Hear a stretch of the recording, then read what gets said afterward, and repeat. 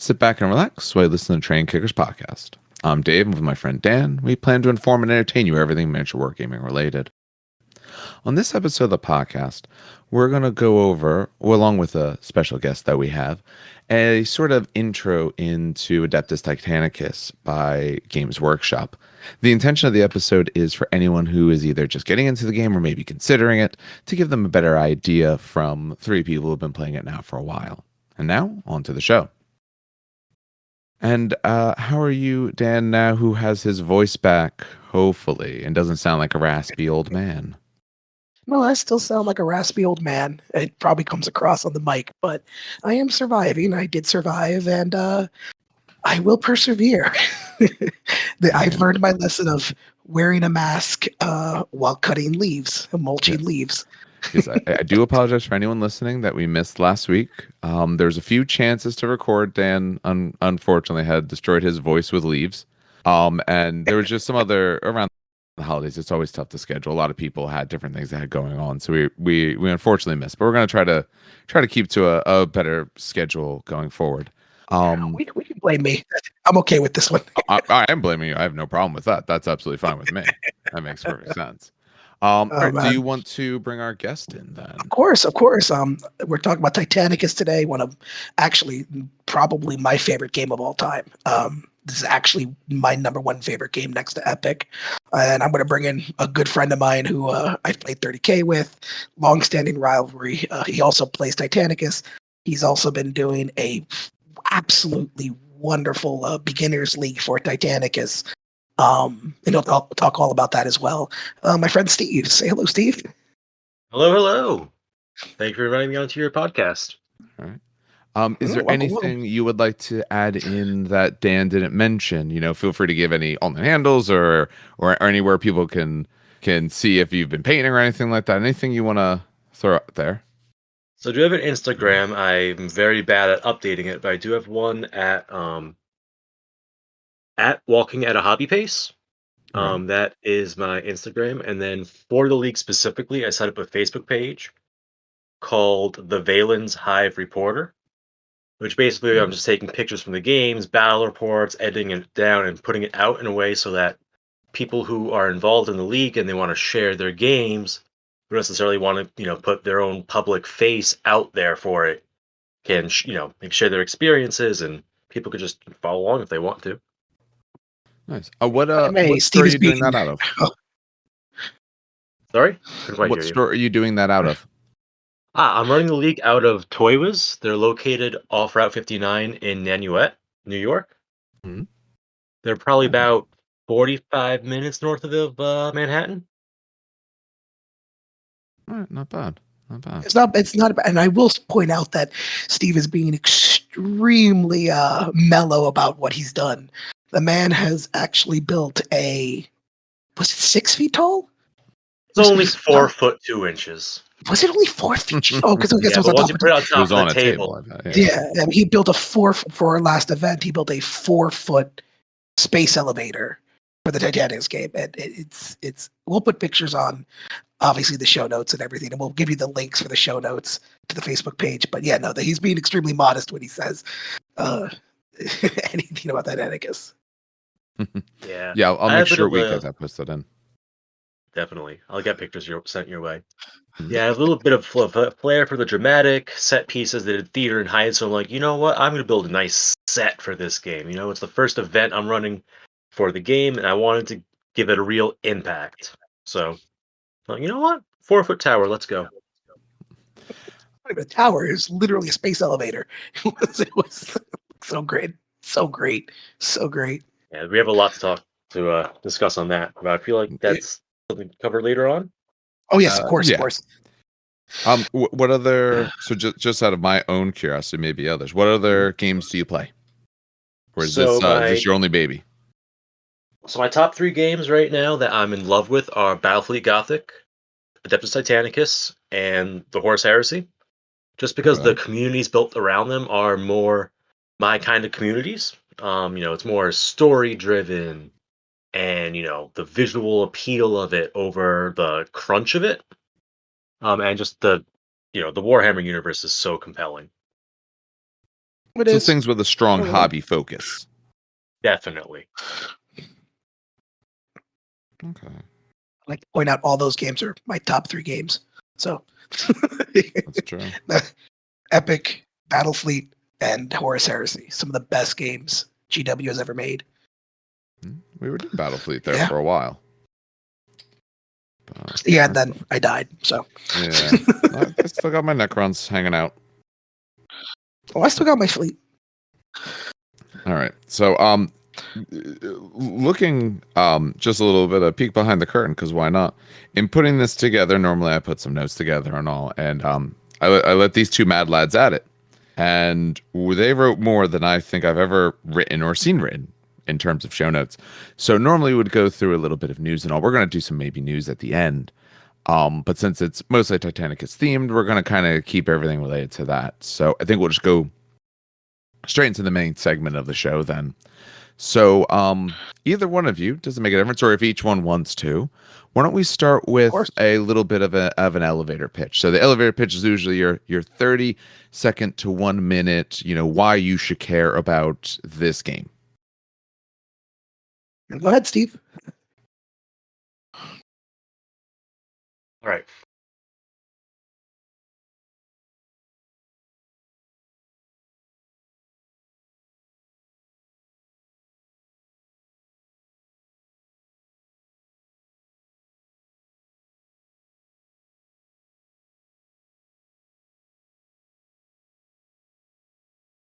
Four words.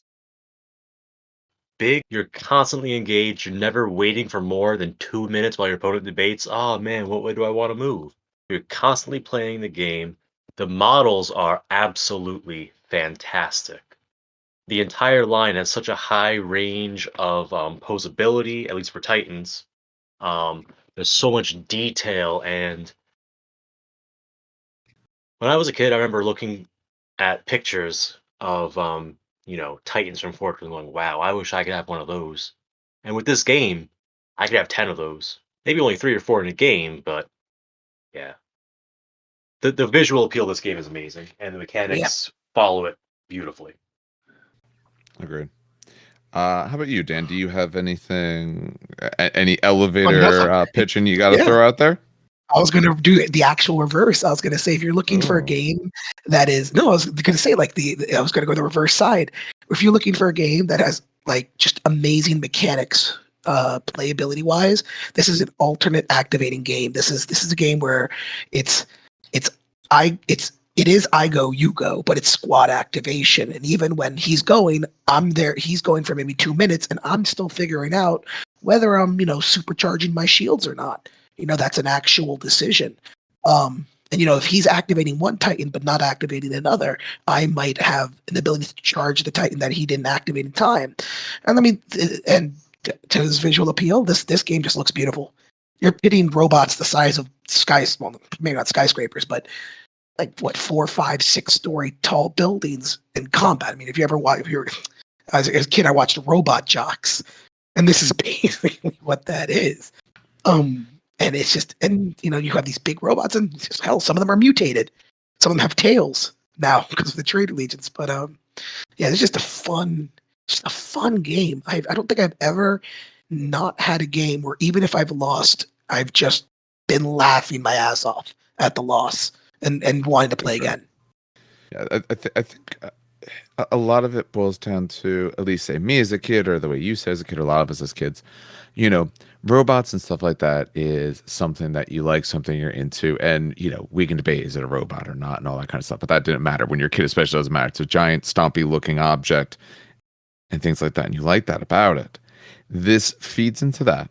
It gives you nice models to look at. It gives you a nice clean rule set. I feel it's one of the cleaner rule sets that GW has done, because they don't complicate it. And part of that, I mean, they do support the game, but they don't go as much into it as some of their more mainline. And I think that's actually to its advantage. It doesn't get a lot of excess bloat beyond just having a lot of books.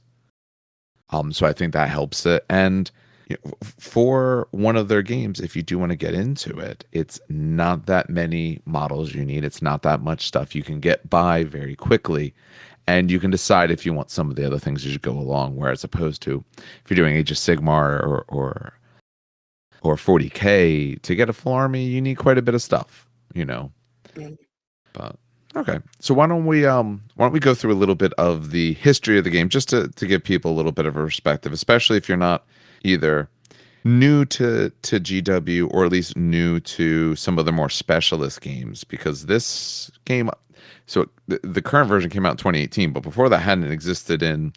When did they actually do away with specialist? That I don't know. Oh no! Oh God! I don't want to. I don't even remember. I remember how sad you I was. ballpark Early it? 2010s. Was it like 20? Was it 20? Hold on. I was. Between I 2012 want and to 2014. say I was in college, and it was close enough to be graduating high school. So I'd say 2010. I'd say 2010. About in my sophomore year of college. I'd say 2010. I'd say 2010. Okay. Because I had never played any of their specialist games. I think they were around. I was gaming at that point, but I don't think too much. I was essentially just doing 40K. Didn't even know there was like other games out there, kind of the way I was going. So yeah, no, they got rid of it 2010, 2011. Because I remember BFG, Battlefield Gothic, got a 2010 FAQ, and then right after that, it disappeared.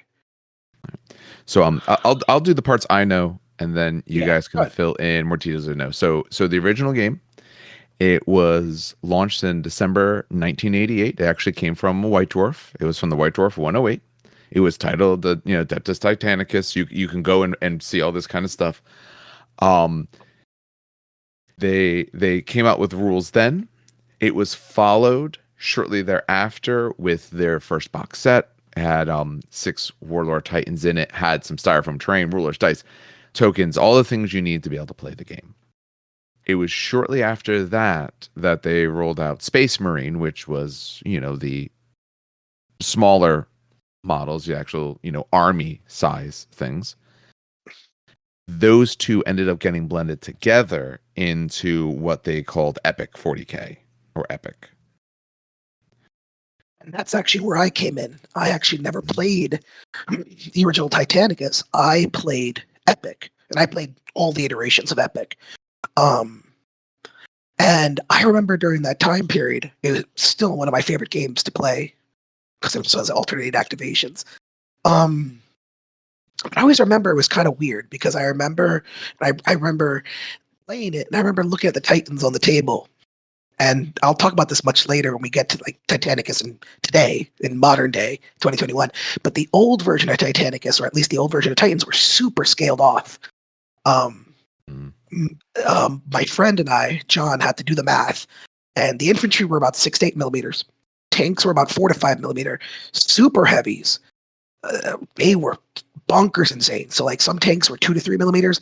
Warlord Titans were the size of like Warhounds nowadays. It was just really weird, the scaling. And I remember looking at that. It's still a fun game to play, but I always was like, why is this Warlord so small? That's always a thought in the back of my mind when I used to play old Epic. I don't Steve, think did you ever play? Yeah. Nah, that was well before my time. I'm just a child compared to the rest of you. Apparently. Hey. Don't you A2 out. I'm the old man, apparently, then. I got a couple of years on you youngins. Mechanicus is 8 years older than I am, so yeah, it's got a bit of time on me. I never got a chance to play the original. Yeah, never played the original. Epic was what I played. I don't think GW honestly cared at all about scale then. I think it was, we made these models, they were really cool, we're going to go with that. I don't think that was any of a concern. I mean, they would come out with, I forget some of the stuff, but it was like just whole towers of like orc weird boys. And it's like, oh, here's your model. No. It's a tower. And the idea is it's full of weird boys and they're going to do your spells. Because, they started with only Imperial stuff. Once they actually did Space Marine, that's when they started introducing some orc things. Shortly thereafter, some Eldar. That's when they started giving them some larger of their Titans or Gargants for the orcs and all. Oh, yeah. None of which has made it over to Titanicus. And probably no, not yet. won't. Not yet. If there's money, there's a. But if there's money, there's. See, for me, I had to research this a little bit because I didn't put two and two together. Kind of weirdly enough, I didn't realize that like Titanicus and kind of Epic were kind of the original driving forces of what we know now as the Horus Heresy. Oh yeah, Um, Titanicus. I had to because I remember writing that down, or you writing. I guess you wrote that down. And I had to Yep. do a lot of research on that. Like, wait, really? And yeah, Mhm. a lot of the stuff for the Horus Heresy was actually solidified. It was codified during that time. Horus turning to the warp was actually written in the Titanicus book. The death of Sanguinius and the what's it called? Black Rage. Oh crap! What are the Blood bloody Rage. Black Rage. Oh, yes, sir, Black Blood Rage. Rage. Yeah, right, Black Rage. Yes. That was codified. The red, red thirst and all that. All Play of of the kind of Eisenstein, Garrow, all that. all of that All was the actually captains. yeah. I didn't realize that until I was like, oh crap.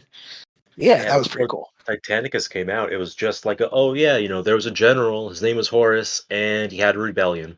Didn't know how big the rebellion was. Didn't have any of these characters besides we knew there was a Horus. So Titanicus is what gave us basically the foundation of modern 40K in a sense. Oh, most definitely. There was nothing to the Horus Heresy before. It was a passing line in the original book. Oh yeah, there was a heresy.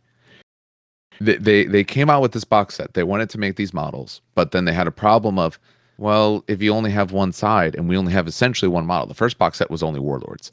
So you want to be able to tell people you can play against each other, but we want to be able to give them a little bit more fluff reason and all. So they went to this idea of, well, you have traitors and loyalists, and hey, these 6 models, yeah, you call them either side and we'll give you more and more. So we were talking about this the other day. The Horus Heresy is it 60 books now? Is that what it Way is? more. Hold on. No. It's way more. I was talking with John about this the other day. Not counting like weird, stupid offshoot stuff, just the main line. I think it's like 60. Are we including the Siege of? Are we including the Siege of Terra, like the new stuff they're putting out? Yeah, the new stuff as well. Oh God, Why no, wouldn't you Steve. count it? Do you know how many it is? Bro, A I lot. think I grew upwards of like 80 books. Might be 80s. I forget what we were talking about that the other I'll day. put it this way: I have all the books they ever did. Because I like collecting, so I have all the books. None of the first. I never did the special edition stuff. That's not me. But I have all the books, and if I'm looking at my bookshelf, it's 1, 2, 3 shelves, and the books are stacked horizontally, not vertically. That's 3 shelves of books of just Horus Heresy. It's a lot of books. Yeah, yeah. So that whole line essentially exists because they wanted to make big stompy robots. Yeah. Listen, made one of my favorite games, so I ain't gonna complain. Oh yeah. No complaint about it, but that's definitely where it came from. That's why it's a thing today. Yeah.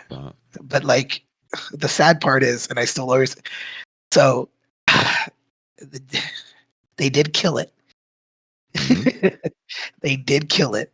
And I will always remember because I wanted to start Battlefleet Gothic, and this was in college. I wanted to start Battlefleet Gothic, and I bought myself 3 strike cruisers and a battle barge. And back in the day, Steve will laugh at this. They were metal. That battle barge. Metal. No, that battle barge was metal. That thing was put in a sock and kill someone kind of stuff. Yeah. And I bought it. Days. Oh yeah. I don't know how it stood on the flight stand. I still don't know. But I bought it, painted it, really excited, ready to play my first game. And it was that day when I was heading to Games Workshop that they released that Specialist Games was being shut down. Did they ever give a good reason other than it's not making us enough money? I don't remember. I remember being mad. I don't know. I can't remember for the life of me. I don't know. Steve, do you remember this? I remember that era. I was probably in the hobby for 2-3 years at that point when they shut all that down. I remember going, oh man, that's such a shame. I would really love the Mechanicus Fleet. Those ships are kind of cool. Oh, they were cool. Had it been 2013, 2012, 2013 when they pulled everything, because I remember going to a GT in 2012 and my buddy was debating getting a strike cruiser to put on his RV display base and paint it as a hologram, like it was some sort of strategic uplink or something like that. Hmm. But yeah, Cool. I remember like going, "Oh man, they're taking this down. I better go download every PDF on the website," because back then, all specialist games Oh had their rules as yeah. free downloads. And man, Yep, I I remember played Special that Skinny. version of Necromunda hard. Oh, Necromunda is another good game. I don't know. I've heard very mixed things about the new. I love who you play with, I can as always. talk about that one for a while. Not all good things. Yeah, yeah. I don't know. But yeah, no, they I killed haven't it. touched it, but But yeah, no, they killed it. They killed it, and yeah. for the longest time, I think, I still have those stupid. I still have those stupid metal ships downstairs. They're still packed up in the foam. I don't think I've ever broken them out. Come to your white scars. No, they still Or have them. your I still have venerable them. battle barge. I don't want. It's so heavy. I literally have no idea how it's going to stand on the 60 mil flight base. I wish I was joking when I say that it's the most unbalanced model I've ever seen in my entire life, because the flight peg is technically in the middle, but the ass of the battle barge is so goddamn thick So heavy. that Yeah. it's just it's insanity. You got to put another peg on it. It's metal. You So can drill you want to into laugh it. this? I put for those who, by the way, little side note for those who are listening, Battlefleet Gothic, buy Drop Zone Commander flight pegs, and they Oh, fit absolutely. perfectly in yeah. So I did that, Dave. I did that, and it snapped the flight peg off the 60 mil base. Snapped it right out. I didn't even Yeah, no, consider that could happen. That's nutty. no, it just went. And what was funny was it didn't even topple over. It literally sat on the engine facing up as if to mock me. But yeah, no, that was a fun time. That was a fun time. That was a fun time. That'll always be good times for me. But yeah. All right. Yeah. So then why don't we get into its glorious rebirth? So so it came back in 2018. Do either of you guys know any of the reasons why they brought it back, anything like that? Or the So I intention? remember there was I want to say it was a games day. They had Resin Warlords, and they were demoing the game, and people could come in and they could play the game. I wasn't there, but I read an article about it, and it got a lot of traction. Dudes there were loving this thing. Like, yo, GW proper, can we do something here? Because people are really liking this game, but pure resin games aren't the most popular. I know like Aeronaut Imperialis before the current one was an all resin 4-year-old game. Yeah, And it Yep. kind of struggled from what I understand. And Horus Heresy too, it was niche. People really loved it. But that's because it also could transition back and forth to 40K with Titanicus, if you bought Resin Titans and you had no one to play with, now you're stuck with Resin Titans, and no one's gonna go out like, "Oh, I saw a Titan in the store." They're not. You don't have any, that impulse purchases, none of that. So Mm. they were, go to Games Workshop. They go, "Hey, we get this in plastic." They work on it. They remodeled everything from the resin to the plastic, and they dropped Titanicus in early 2018. Yep. Yeah. And originally it was intended only to be that first box they did. There was no intention originally to do anything more than that, because they didn't think it would do well. Yeah. And this is where I'm going to come in, because I remember that box, and I remember saying, 2 Warlords. The original box in 2018 came with the rulebook, some terrain, all the tokens you needed, the not tablets, what are they called? Terminals, which are basically your health bar for your and your status bar for your Titans, and it came with 2 Warlords and 6 Restores. So, side note, really quick about the game: if you have 2 Warlords and 6 Restores, so that's like 1 Warlord aside and 3 Restores aside, the game's going to be boring. The Warlords are going to ping it. Oh, and the Warlords only had the one set of weapons. The Warlords are going to ping off each other, and the Quistor sides are going to do jack shit. So I was sitting there like, I remember Epic, I remember Titanic, and I'm like, this game, okay, looks good. And then I remember, so it was selling, Dave. It was selling. People were buying it. and played it. And I remember the moment they released the Reaver, and this was like 3 months later, where they teased the Reaver Titan, and it went nuts.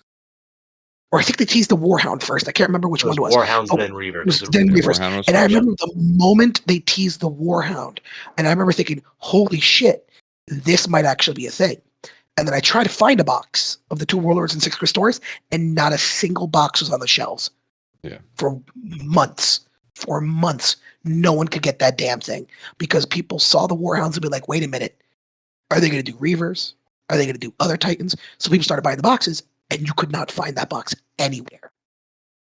That's what really ended up doing it, because I said originally, and they've come out and said this, when the people who made the first box figured this was all we get to make this box, here you go, and then it sold great, and they said, okay, maybe there's some interest. They started workshopping some of the other Titans. Okay, what can we do? Because a lot of them, they essentially they have a lot of these files from what they already had. And it's like, okay, can we use those as templates? What can we do with this to be able to do it? And they were able to drum up enough interest that it made sense for them to continue the game, at least, to the extent that they are the extent that would you say it's the most supported specialist game they currently have? I think Blood Bowl gets the most releases. Of course, and a specialist. After that. Is Horse Heresy a specialist game? Do we consider? I would count it as specialist, yes. All right, so then I'd say Horse Heresy first over Blood Bowl. Though Horse Heresy doesn't really get much support from mainline GW. They get stuff from Forge World. From Forge World, exactly. But and Titanicus gets some Forge World stuff now too, of course, but they don't really get mainline things. So I'd say Blood Bowl. I'd agree with Steve. I'd say Blood Bowl. Okay. Necromunda, definitely. Yeah, but Necromunda's brand new, essentially. Yeah, so here's the weird part. So I haven't seen a Blood Bowl release in a little while. I've seen Blood Bowl releases. Oh, did they? Oh, never mind. I take that back. They also did Dungeon Bowl. Oh, Dungeon Bowl. That's right. Which is just Blood Bowl. Blood Bowl and Dungeon. Yeah, and they did a couple teams very recently too. Oh, okay. But so then I'd say Blood Bowl. Then I'll say Blood Bowl. But see, it's not like Titanicus is on the bottom. It's up there in like the top 3, because they don't get releases every month. It's a consistent schedule. Yes, it's almost like you get something. Not even every 6. I'd say every 3, because we just had the Armigers. You count books too. Yeah, every 3.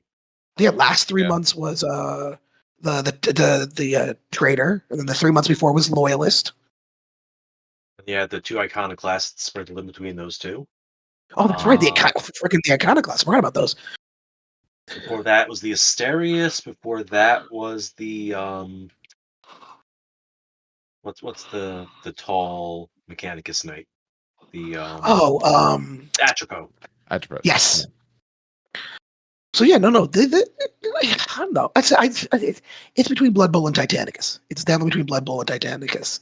Because they have it's consistent releases. That's what I like that. It's consistent releases. All right. Anything else history-wise that you guys know or want to discuss? I don't really like. So I only know what I read, because I wasn't involved with any of this kind of stuff. I mean, I didn't even play GW stuff until 5th edition. Oh, that's right when I started. Yeah. Yeah. I didn't do any wargaming until then. So I played in Jersey Gardens, for those giving my location a little bit, but no, I played Jersey Gardens back in the 4th edition. Still have that black rulebook too. It's not in the best condition, but oh my goodness. I will point out that historically too, that old Titans, despite being horribly scaled, were some of the goofiest, coolest looking 80s metal models. Like, I mean metal as in like the type of material, like metal as in like rock and roll, baby. Yeah, like rock and roll metal, like models you'll ever see. They were some goofy looking great models. Oh, a lot of the old stuff is just nutty. Oh, old models, especially the old Titan models. That were. I mean, but who did they have to compete against? They had BattleTech, and BattleTech stuff looks either cool or like utter garbage. So they could do what they wanted. It was fine. I love BattleTech. No one, hopefully none of the grunge beards that hear this, we love No, I hope they do BattleTech. hear it. I love BattleTech. Yeah, but those guys, those old mechs look awful. Yeah. New mechs look so much better. Almost definitely. But yeah, no, I got nothing else for history. That's pretty much the history. All right. So what what we'll do is we'll start going through a bit of the game, and we'll talk a little bit about different components and pieces and all, and just try to give people an overview, and then we'll go a little bit more into kind of how it works. Why don't we start with the models? So Dan put a lot of his in terms of good and bad and all. So yeah, I have a favorite model hands down, and it is which the one? Reaper Titan. No. Yes. So It's- when Titanicus dropped, like, that scheme looks great, but I don't know. Some buddies bought in when the Warhounds dropped, like, yeah, those are cool, but, like, I kind of like the Reavers. They seem like a really good place to be. And at the time, I was like, I want to play, I don't have stuff, so I took some of my Tyranids, converted them over, put them on the right bases, used those temporarily as, like a Tyranid invasion set in 40K setting, right? Just a couple years after that, lore-wise. And then the Reavers dropped, and I'm like, oh man, this is tempting. And then the second Reaver box dropped, and that was it. I went all in. I bought my 2 Reavers, I bought a box of Warhounds, and that's still the core of almost every maniple I run. I love those things. Yeah. There's so much potability in the legs. The shape is beautiful. The weapons are so diverse. I love them. But there's one problem with the kit, and that's the damn legs. Oh, absolutely. Yes. I think I noted that literally in bold or underlined. So for me, like, I love the Reavers. So the good here is that, and you're going to hear this probably from Dave as well. The models are exceptional. Like, they're disgustingly exceptional, to the point where if you don't want to paint detail, good luck. You're in the wrong game. Yeah, this is one of the most so I have an 8mm mechanical thrall priest in the gantry of the back of my warlord. That's how detailed I can get it. And to contrast what Steve said, Reaver looks cool. I love thick titans. I mean, I play custodes, I play mechanical thick robots. I love the warlord. The warlord to me is just the epitome of just the thickest, biggest boy you can bring on the battlefield. And I remember someone did on YouTube this really cool video of like a warlord powering up its volcano cannon and then shooting. And I was just like, yeah, no. Give me warlords, and then maybe supplement with some warhounds. But give me the biggest, baddest dudes on the table. I need to see explosions. But those models are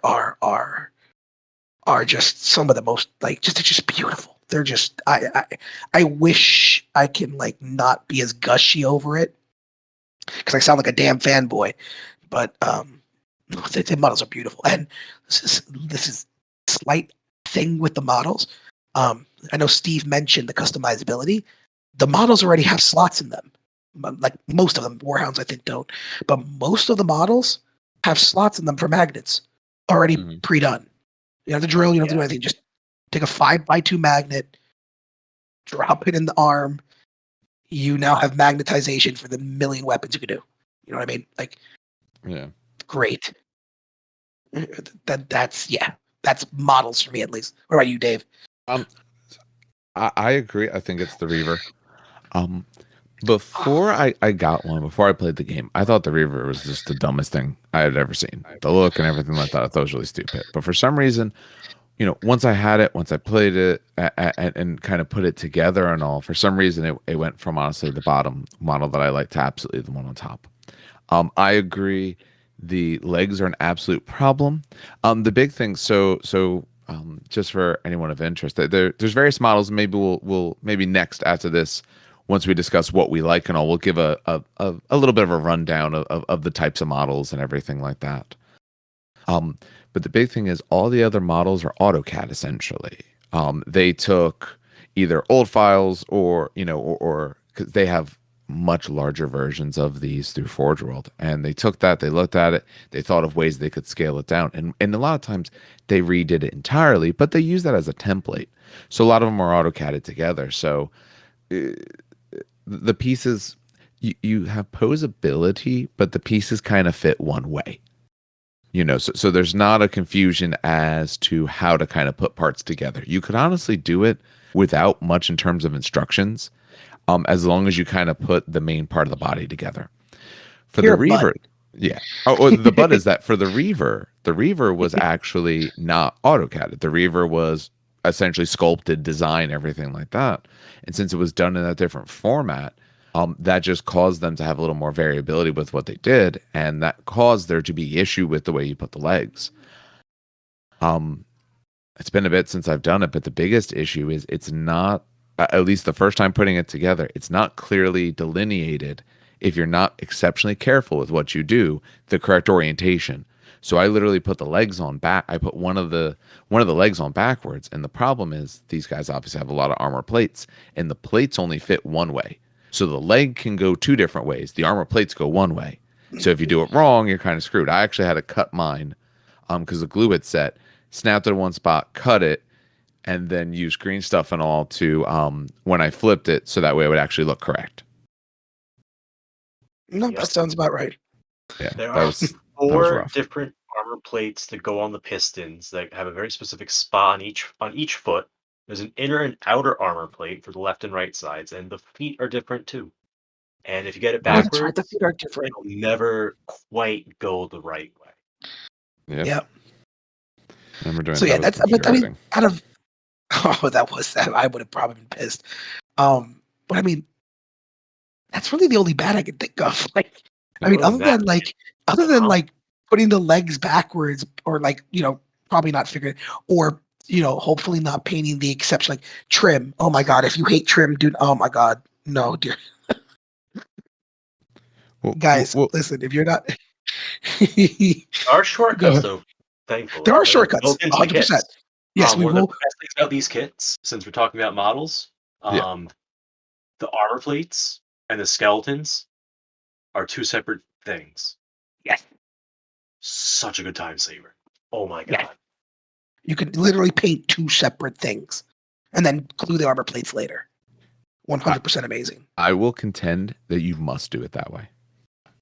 Yes. If you want to really make it work, as soon as those plates are on, you're not going to reach the body. And I think a way, you have very few models. So in my mind, at least, my goal is to spend some time. And let's face it, so spending a decent amount of money. So I want to spend time. I want it to look good.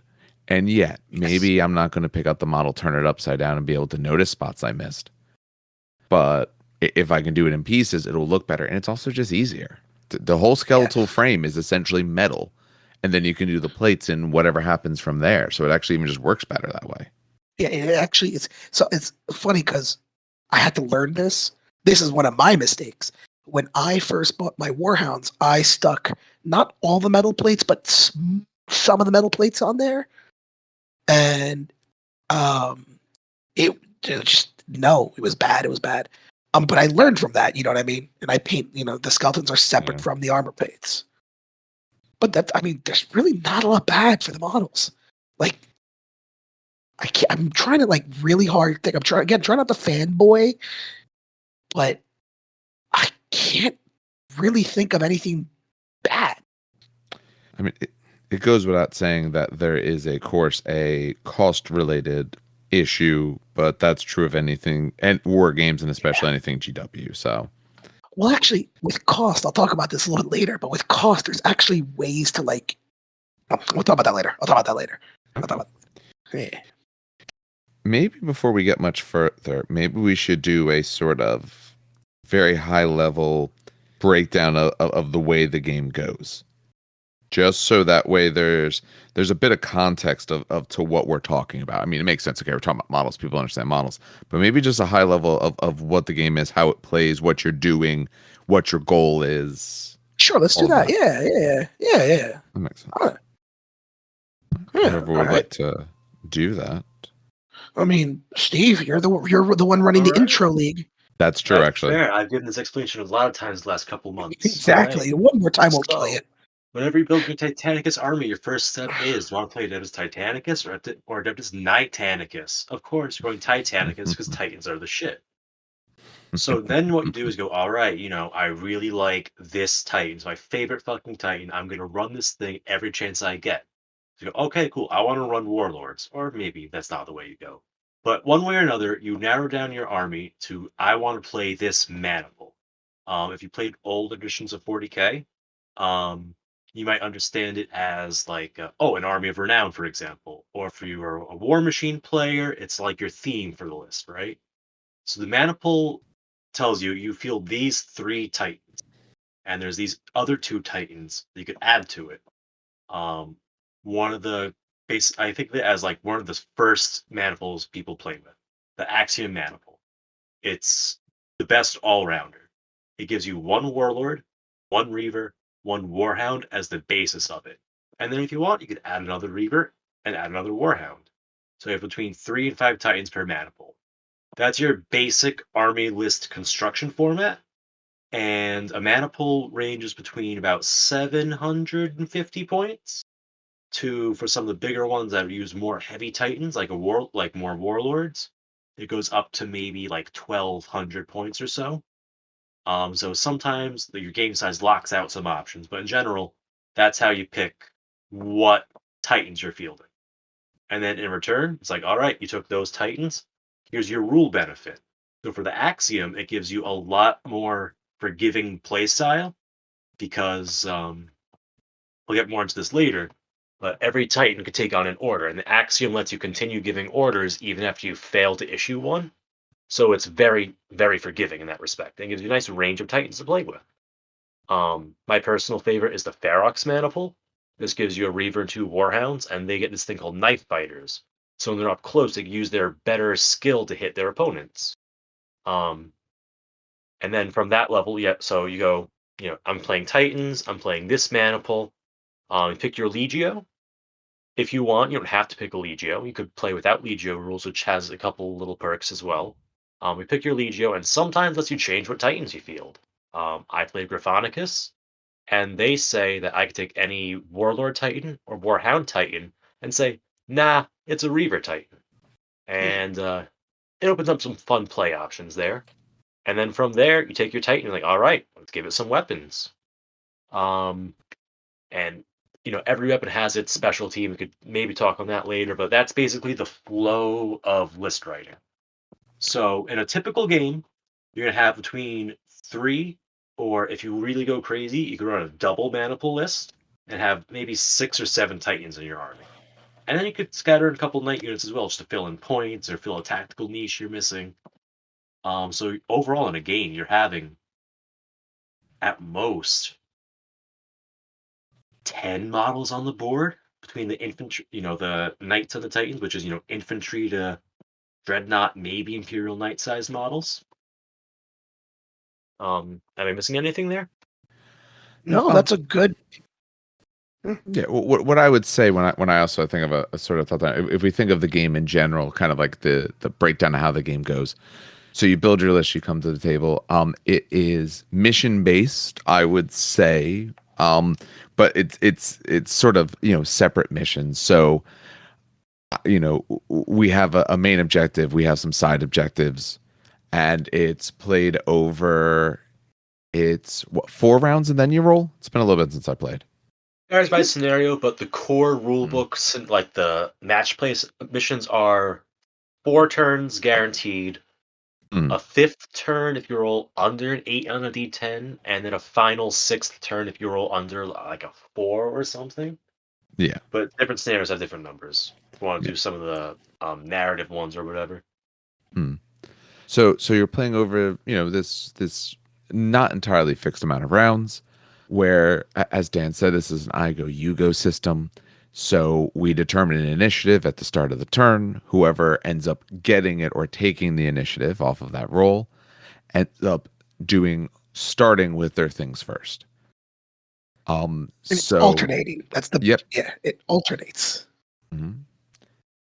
So we have various phases. Dan, do you want to go through what the phases are? Just again for a Sure. high level thought. So as we talk Oh about yeah, this, yeah, it no, makes no, no, sense. no, no, yeah, yeah, yeah, Yeah. yeah.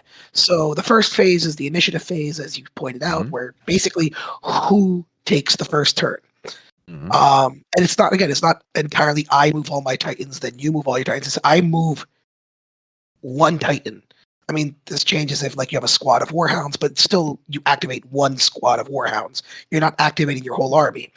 But even before you move, you have a stratagem phase. And as Stephen pointed out, when you're choosing your mana pool, you also have an enormous list of stratagems to choose from. Mhm. This is kind of like your stratagems from 40k, but instead One of big having difference. one big difference is instead of having 40 stratagems per legio, like 40 stratagems per army in 40k, you have 40 stratagems that everyone can choose from, and then maybe each legio has one, maybe two if they're lucky stratagems if they're specific. Yeah. But everyone has the same stratagems to choose from. So, Dave might be playing a very quick, fast force and maybe deploying smoke on the battlefield, right? Whereas one of my favorite stratagems of all time, and I take it literally 99% of my games, is warp displacement, which is literally my Titan rips a hole in the warp and just moves forward 2d6, just ignoring everything in its path. And just goes boop and blinks forward. But you have strafing run, which is an airplane literally strafing across the battlefield. So you play your strats. That's step two. Yeah. Then after you play your strats, you have the command phase. And I know Steve touched on this. You command your titans. And so you can give them no command order. So they act normally. Charge, which is literally charge forward, emergency repair, which is So you you give repair them an right then and order. there. Yeah, you give them an order. And Mhm. fun fact, a lot of these orders have downsides. So, like emergency repair, you might think, oh my God, they could just repair right then and there. Yes, but then you have to choose whether to move or shoot later. You can't do both. Or like you first fire, you get to fire in the movement phase. Wow, that's really stupid powerful, but you can't move. It's just So one gun. yeah, and it's Fair. just one gun too. So there are downsides to the orders, but there's upsides. Then you have the movement phase, which is you move. And again, it's alternating. I have to go back to this. This is what makes it awesome. It is alternating. I am not moving my entire army, and then Steve's not moving his entire army. I choose a warlord to move. And if I screw, like it's a thinking man's game. So if I screw up, he can take his warhound and shuffle it around to my back. So I may be positioning my warlord to be, taking a really great fire in his Reaver, but his warhound now has the ability because I moved up to go behind me. And then you could also push to move farther. You could push to have more turns, which increases your heat. And then you have the combat phase. This is the shooting phase, which again, you alternate. And this is where a lot of it sounds stupid, but a lot of the thinking comes in. Because, like, again, going back to my war, I may want to shoot my warlord first, but Steve just maneuvered his warhound behind my warlord. Maybe I might want to shoot with something else. Maybe hurt that warhound a little bit before it hurts my war. So like now you're like thinking, where do I activate this first? Do I activate this first? Do I shoot this first? Where do I shoot? It's like it's really cool because every action is gonna have some sort of reaction. Because again, you're not going, I go, you go. It's activate, activate, activate. And then you have the cleanup phase, which is, God forbid if your Titans are crit or damaged to the point where they're hurting, you might have some negative effects on your Titans where they might turn or they might heat up, so on and so forth. So that's basically the basic phases of the game. And that's it because it gives Right? people Did I an miss idea anything? of what the Yeah. game looks like. So as we talk about different aspects or what happens, they have an idea of what you're actually going to be doing in this game. Yeah, yeah. If I missed anything, please, by all means. Oh, one thing that's really big with the Oh, yes. stratagems, right? It's one Hmm. of the things I hate about modern 40k and love about Titanicus. Yeah. You pick your stratagems before the game begins. So it's built into your strategy of the game. It's Mm, not a reactionary deal, which mm, means you're not I, spending half an hour going, oh man, do I want to re-roll that die? Like you have your, 3 or maybe 4 stratagems if you choose all 1 point stratagems, and that's what you have to play with. I agree. I didn't even pick that out yet. And correct me if I'm wrong. If there's any that are more than once, the stratagems are also one use. Very part, rarely are yeah. they multi. Yeah, very There's a rarely are they couple like multi-use. artillery barrage under every Yeah. turn, but yeah, generally speaking, it's I get you stepped on my thermal mines, took some hits to your legs, but then it's done. Yeah. Yeah. And I should point out the stratagems. Like it's almost it sounds stupid. It's almost like its own mini game because stratagems will absolutely change the way you play. So like I know Dave, correct me if I'm wrong. One of your favorite stratagems is outflank, and you do this with your lancers, right? If you have them, yeah, I And think the that's a stratagems good are way to secret. do them. Yeah. But I remember one time you didn't pick outflank, and I maneuvered my warlord in such a way that I was trying to avoid your outflank, but you completely faked me out. You didn't even take that stratagem. Nope. So I was moving my warlord for no goddamn reason. So it's really cool because, like I said, it's like it's its own little mini game almost. I don't know if that makes sense. Am I going crazy? It means it's tactical. At the end of the day, that really just means that there's tactics to the Yeah. game beyond the tactics of what you are doing while you're playing. It's that basic always of a turn zero of a game. There's decisions you make in your game that affect your game before you even actually start to play.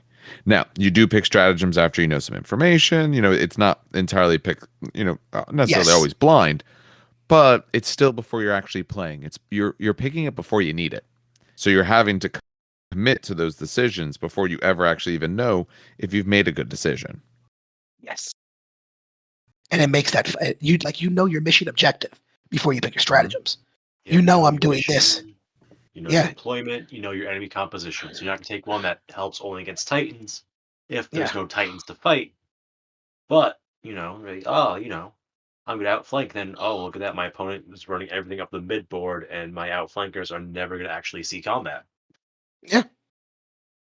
Hell, I mean, most of us play. I don't know about you, but I don't even use the core mission objectives anymore. I love using the what are they called? Open engine war. Open war cards. Yeah, and open war cards are essentially randomized missions with randomized planets, war zones, and everything. And I mean, yes, I take warp displacement all the time, but I've actually, because of that, I've actually taken stuff like what was the one I took? Crud.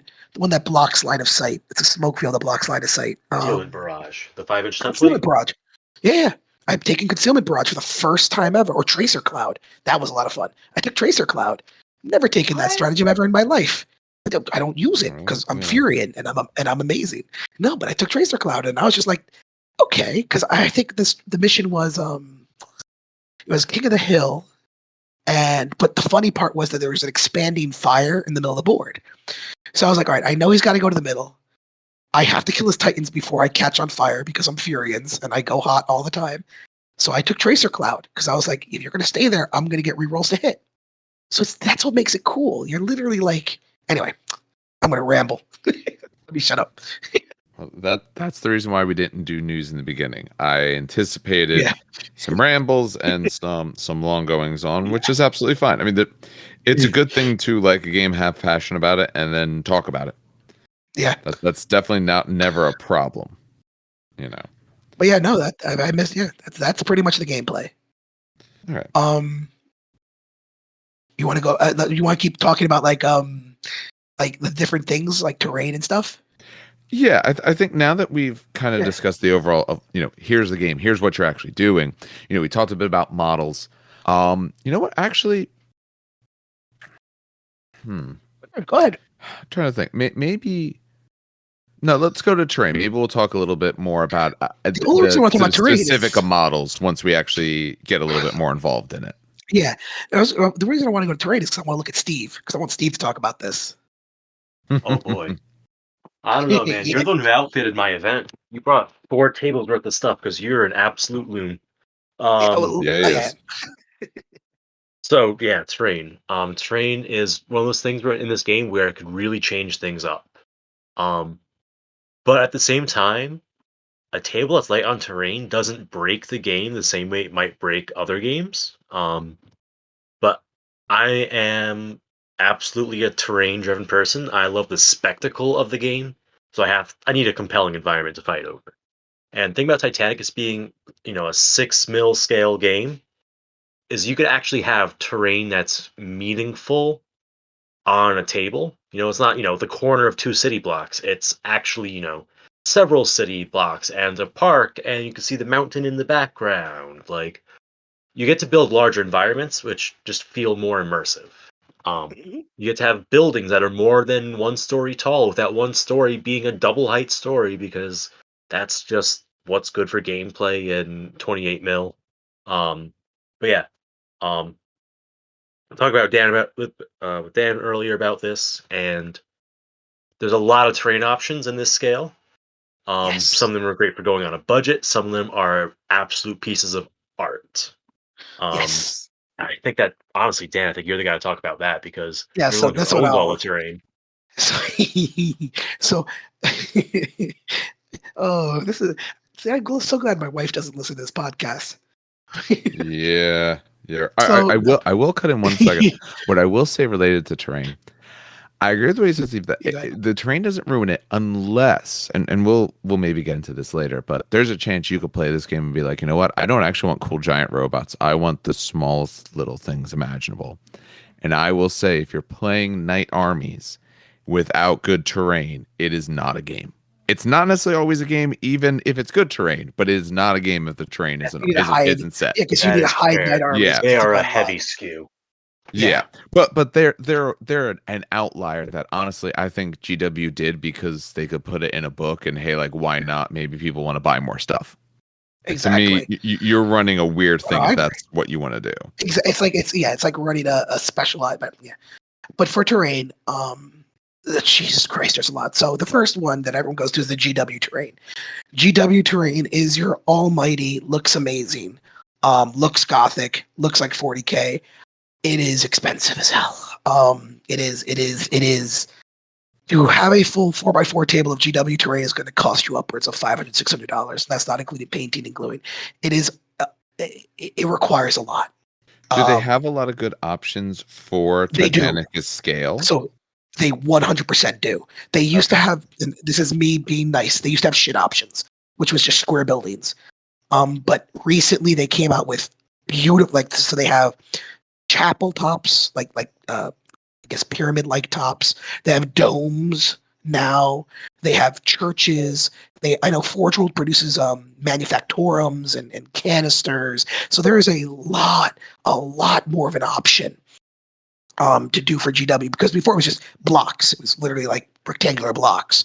But now with the addition of, like, what would you call it, Steve? Chapels? Like church tops? I don't know what the hell to call it. I'm a history teacher and I'm like I faking think out of here. them as like Gothic building toppers. So Yeah, like, it'll look like a church spire, maybe a little yeah, octagon oh, structure underneath, Spire. and those Spire. all fit onto a 2x2 of the rectangular city block builds. Yes. One thing I love about the GW terrain, just going to cut in real quick, Go, is go, go, that go. it has a great amount of dimensionality to it, which means it's Gotcha. super fast to paint up if you just want something that isn't flat. So you spray it Yes. black or some other dark color, and then you zenithal spray it, and it looks great.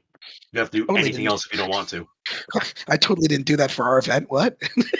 Yeah. It handles the quick and dirty Yeah. paint job very well. No, it does. It does. It does. But it is expensive. And so I will. Yes. That's your starting. So third party companies, dear God in heaven, Jesus Christ, there's a lot. I listed some here just to kind of hopefully give some direction. But okay, so Dark Ops. Dark Ops is a MDF. They Mhm. produce excellent buildings that are normal and ruined. So if you're the kind of person that loves to, because buildings are destructible, if you want to replace that building with a destructible version of that building with the same size, boom, they got it. You got Blots, also MDF. And they have a crazy amount. Jesus Christ. Anything from Gothic to, I think they have a full-on train station at that scale. Really? Not a train station. I guess it is a train station. Elevated Like trains, right? elevated trains. Thank you. My mind was like, but they have like an elevated train station. Those were Um, Drop Zone Commander, right? I think. yes, so you have foreground. Foreground's a bit more expensive, but it's pre-painted for you. Not pre-painted, sorry, because this is MDF, so it's not pre-painted. It's like pre-printed.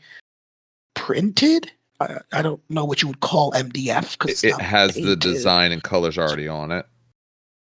Yes, yeah. Okay. I'm not yes, but it looks good. It looks good, and they do a really awesome like a refinery version of it. Now, maybe maybe you don't want to do buildings. Maybe you're tired of cities. Maybe you're tired of seeing the same old city over and over again. You know, go to game mat or urban mats because they have these huge pre-painted rocks, right? These mesas that they use for 40K, but because the scaling is so Agnostic. Is that a good? Yeah, I was gonna say flexible. Scale agnostic, absolutely. Scale agnostic terrain is one of my Yeah. favorite things. So like a mesa in 40K, that's you could fit like a dreadnought behind, becomes now this massive goddamn mesa at an 8mm scale that looks like a miniature mountain, you know? So that's scalable. TT Combat, another excellent MDF thing. Battlefield in a Box, I think is defunct. I don't know. I try to find like information. I feel like I heard they were defunct, but Battlefield in a Box, again, they have Wait, terrain that is, I think they're resin. Battlefield in a Box Gale was Force 9. Gale Force 9, yes. No, Gale Force Same 9 with the isn't Flames of defunct. War. No, but I think Battlefield in a Box is more defunct. Like Yes. I don't think they really do much with that anymore. Yeah, but again, that has scalable. That has the mesas and stuff as well. Funny enough, but that also has some really cool like I think they do like some Star Wars terrain that does Yes, like they do. some radar dishes, but those work in Titanicus. And then of course, last but not least, the dreaded GW 3D print. Just the amount of STLs, I'm not even going to list all the site, Jesus, because I did some research. Just the amount of files that you can find for 3D printing buildings is. Oh, what was the one that you like, Steve? Grimdark? Is that? Help me out here. Oh, Steve? Did he disconnect? Nice. Did I disconnect? He's still there. He said, Oh, he just my said connection is. disconnected. There we Oh, go. there we go. Yeah, I got you. So what's the one you like, Steve? Oh. Okay, hold on. I think I'm Oh, back. you good? You're good. You're good. Yep, All right, you're I good. think I'm back. You, There we go. all right. Yeah, so 3D printing, I mean, I have to shout these guys out. They put out phenomenal stuff. Grimdark Terrain is beautiful. There's a lot of others, but I just subscribed to Grimdark. Every month they put out a bunch of stuff, and it works with the GW kits, and it is gorgeous. Yeah. So yeah, and I've seen some of the prints. So they look now. The one thing I will mention on terrain, the last good, is that Forge World does produce a board for Adeptus Titanicus. It is probably one of the most. So I don't want. This is the greatest board and the But you'll worst never board need. that I've ever seen. Ooh, So I'm there's interested. a What makes reason it why. so No, bad? it's so. First of all, it's the most beautiful board I've ever seen. I've seen it live. I think we had it at the last Heresy event. Not the one in the most recent one, Steve, but like the one a couple. I think we had like Titanicus and Heresy going at the same time, and it's beautiful. It's oh my god, it's gorgeous. Oh my god, I think there's a crashed Xiphos Space Marine fighter in there. As Steve mentioned before, there's a couple of scaled down Lehman Russes that are destroyed on the table. It's beautiful. It is beautiful. But but it is not flat. And if you have resin bases, like the 99% of us that use resin bases, it is awful to put your models on that thing because they will tip, they will falter, they will go, and it's impossible to put buildings on that table. It's not modular. So like you can buy like a flat gaming mat, neoprene gaming mat, and you can modulate all that. You could put wherever you want. Right. This one you have to put buildings in certain locations, or they just won't fit. So it's just so stupid to play on, because every little bump, every little piece of rubble is going to knock your Titan around, and it's just it sucks, but it's beautiful. And one thing we didn't say before, but will make some sense as to why that can be so problematic. This is not a pre-measure game. So unlike a lot of games where like it really doesn't matter, like, okay, I could know at all points I'm X distance from you. Oh, that terrain piece is always there. This other terrain piece is always there. I know how far apart they are. it wouldn't matter. In this, it does, because if your train's always in the same spot, if you start to learn those distances, yeah, you could easily know how far you are away from each other when you're not really supposed to be doing it that way. I mean, there's a workaround for it. In the newer Really? Oh, books, they okay, gave I'll like hear an it. upgrade for 15 points. You could buy yourself some ranging auspexes. That is In the true. combat phase, you could pre-measure That's range and true. arcs. That is one of the new gears. That is it. But that But yeah, adds no, up that's across the course. yes. But no, that's it for terrain. The terrain is what makes the breaker. And you honestly just Google Titanicus terrain or Titanicus boards, and you can see some just beautiful, beautiful boards, and a lot of inspiration. And some again, they're not all cities. I'm looking at Google right now. Someone built a beautiful desert version of like a Titanicus board, and it just has rocks on it, and it's beautiful. It's beautiful. And that one or two things that give you a sense of scale, and all of a sudden it all just comes together. Yeah, Like no, one it's thing I insane. love, I got a bunch of, I think it's Z scale for trains, a bunch of little Yeah. cars. Got like a bag of 100 for $10. And I would just scatter the things on a table because it gives a sense of size to the Titans. And fun fact, all those like little Christmas Village trees that are on sale around now, those are actually the right size for trees if you No, scale are them and they? do the math. Yeah, Wait, like those the Chris? are, yeah, like that's the size that pine trees actually grow to. Oh shit! Yeah. Oh god, I don't want to. I don't want a Christmas shop. I hate Christmas shop. Wait till after the holiday; it'll all go on sale for like There You we all go. go on So, sale. Okay, 70% that's not. off. I Pick did them all up, throw them in your car. actually. That's not a bad idea. So I might actually have to. I didn't know that. That's awesome. That's why I love this podcast. yeah. I mean, you could easily, I mean, if you're a person who has a lot of, say, train stuff, you could easily go with probably a bunch of like O scale stuff to at least, get you by, and all. It might not always be perfect, but I mean, you can make it work. This is definitely a game where over time, either you or someone in your group is going to be putting all the nice stuff together, getting all together, because you're going to want to invest that sort of time into it. But to get yourself started, yeah, you can find just about anything to do this with. I'll also point out because of I know Steve mentioned scale again. Honestly, just finding rocks outside, like big boy rocks, will also work for scale. You find yourself a nice big foot tall rock, not even foot, like 6-inch rock. That Blocks of that Warlord. blocks line. Yeah, that blocks a warlord. So like, it doesn't really require a Uh, lot. It's Everyone's one of those games where played. it's like you can go Mhm. expensive. Yeah. No, go ahead. Hey, I was played Poor Hammer. You got Yeah, your Poor textbooks on the Hammer, table, all stacked coffee up. cup, The next 40K. empty beer can. Yep. yeah. Um, and I know, and this is I'm excited to. I want to talk about the tokens because I Okay, know Steve loves a version of tokens, and I that's a love a good spot version to of go tokens. next. Absolutely. So we got models, you have Yeah. terrain. So we're kind of almost doing a rundown of what you need to be able to actually play the game. So you need your models, you Yeah. need your Pretty terrain. much. So now they give you tokens. Like you don't necessarily need to go fancy with tokens. You can get by. But I'm I'm sure you're finicky. I'll about to point that tell out. us how to get fancy. No, he's going to tell you how to get fancy. I'm going to tell you to cheap it out. We're going to flip. Okay. Oh, I love verisimilitude. I'm a very hands-on person. I like being able to touch and interact with physical objects. It's just the way I'm built, right? In Titanicus, every Titan you have has its own terminal where it has space for your weapon cards. It has a spot where you can put in a die marking what order your Titan has, if any, and then it has tracks for the status of all your different systems. So you have one tracking how hot your engines are running. If you're going too hot, you're gonna have problems. And there's little warning lights. They don't actually have, there's a little track and there's little color-coded lights that tell you, are you in the danger zone? And warhounds have a habit of blowing themselves up, and I do it about once every third game, or at least one warhound says, you know what? I don't really want to be here. I'm just blow up and scatter my pieces everywhere. Under that, you have your void shield integrity. You could heal your shield, but once they're depleted, it's harder to raise them. And then under that, you have the actual physical locations on your body. You got your head, you got your body, you got your legs. They each have different armor values in ranges.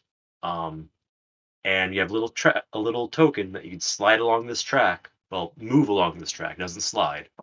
And that tracks basically at first it tracks the armor panels on your Titan. Are they still on there, or has someone blown them off with the volcano cannon? And then past that track, there's a separate track for your critical damage. And once you run out of critical damage, that's when your Titan's no longer with us. And as you take damage, you move the tracker along and tells you, took a hit to your body. Now your reactor's going to be overheating because you got all these connections that are messed up. You got a second hit to your body. Now your void shield generator's knocked out. And third one, you're really putting on heat. You got no void shields, and you're probably going to cook alive before the end of the game. And each location has its own effects that go with that. And then at the very bottom, you have swap your weapon cards. If you get hit in a weapon, you allocate damage and flip it over. It's broken. You could fix it later. And if you get hit again there, your ammunition explodes and does damage to your body. So there's all kinds of cool stuff going on there. I love the hands-on of being able to look at it.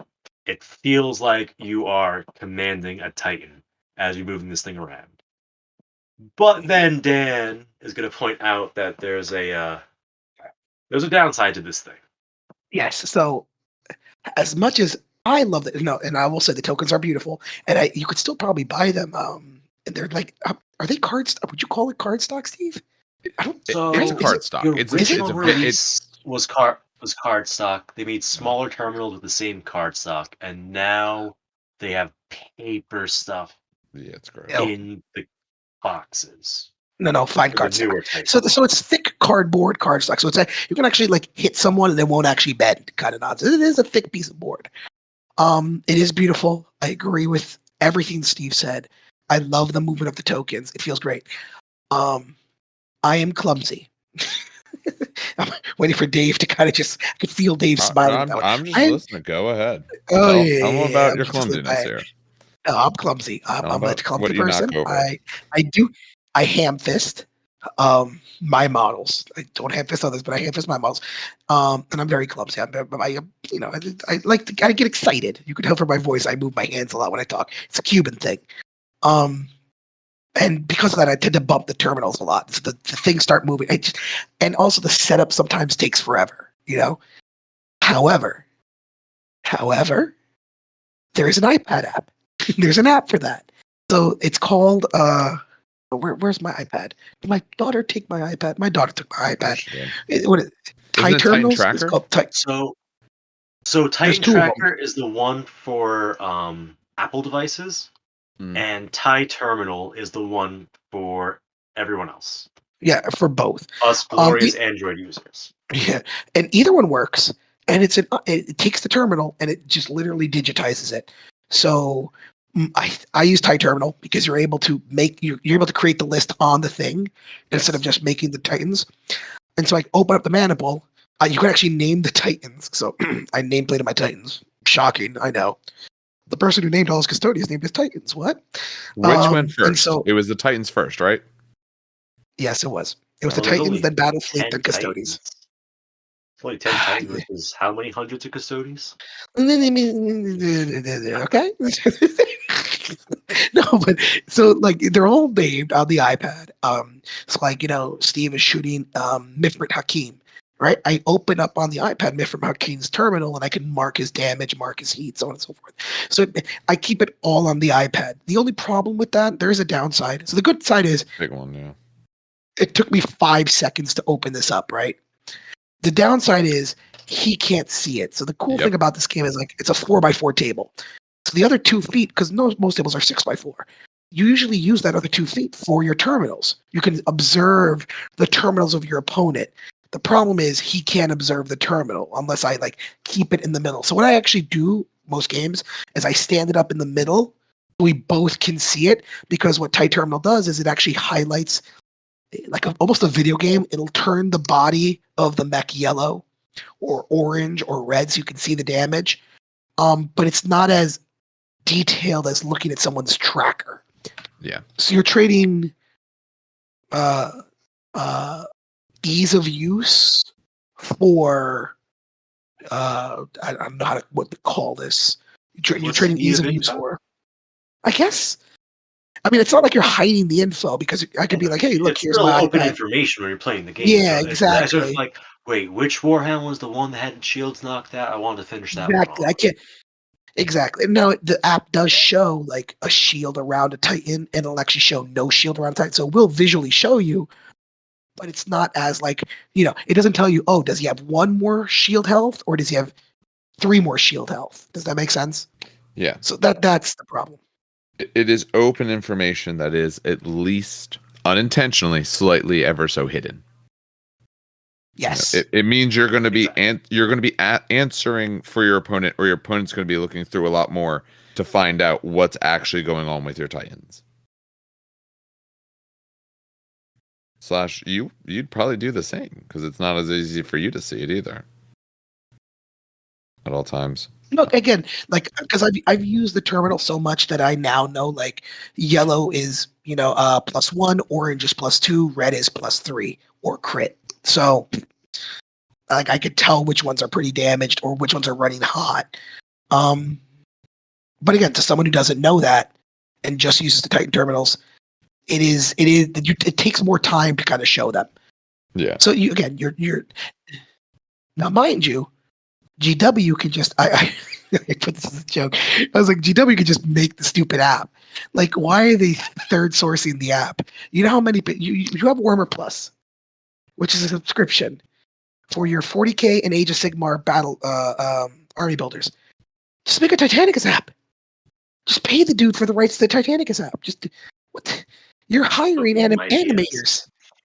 Like listen, I would rather them monetize it and then have them update it than I don't know. Anyway, but GW, why do you hate money? Come on, this is like one of the easiest money makers you could do. Look at their apps and tell me that you want them controlling it. Hold on, their Age of Sigmar app is excellent because they're 2 different companies. Their Age of Sigmar app, excellent. Their Age of Sigmar app is were we gonna nice say? unless it's new stuff and you haven't bought the book, because then you don't get to see any of it. True. Their 40K app is well, I'm not hired by GW. Why am I hesitating? Their 40K app is shit. No, I don't know what company we'll they start chose. chilling when they start sending me free. When they start sending us free shit. Yeah, exactly. I'll We'll hey chill. GW, send me the Custodian's book. Let's go. Come on. Yeah. I know you listen. If any of them are listening, we listen. would absolutely review their stuff if they send it. But we'll be honest. Hey, I'll change my tune. No, their 40 cap. I don't know who they hired for their 40 cap, but I'm sorry for the company. I'm sorry if someone did this, and I'm sorry if you listen, but it's shit. Wrong. Validation is wrong. It took it's 3 awful. months to come out. It was oh my gosh, so bad. Yeah. All they had to do was hire the Age of Sigmar people to make the same damn app. Like what? Just I don't understand what I don't even know. But yeah, no, it's just it surprised me that it was such a difference between the Age of Sigmar app and the 40K app.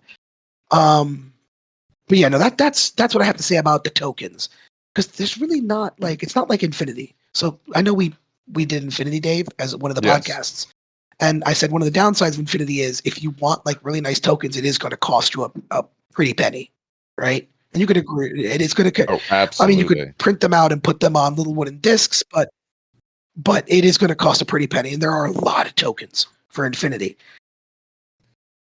So hopefully, technically, there aren't a lot of tokens for Titanicus. Oh, what happened? No, I was going to say, hopefully for anyone who was listening then, who was getting into Infinity, when Warsenal was doing their sale, I got my token sets. I got all my stuff for, honestly, I got token sets. I got my rulers. I got additional token sets. I got my silhouettes, all of that for essentially the price of the token set. Oh, yeah, because I know they were doing Yeah, look for deals. But it's still yes, look for deals. But the difference here is Titanicus, even though it has little tiny pegs, it's much cheaper in terms of tokens. Like disgustingly. I'm looking at eBay right now because I wanted to back up what I was saying. Mm-hmm. Just buying a set of terminal Titans, Titan terminals of the original card stock, the good shit. What is so it's 6 Warlords for $4? Yeah, nothing. Literally nothing.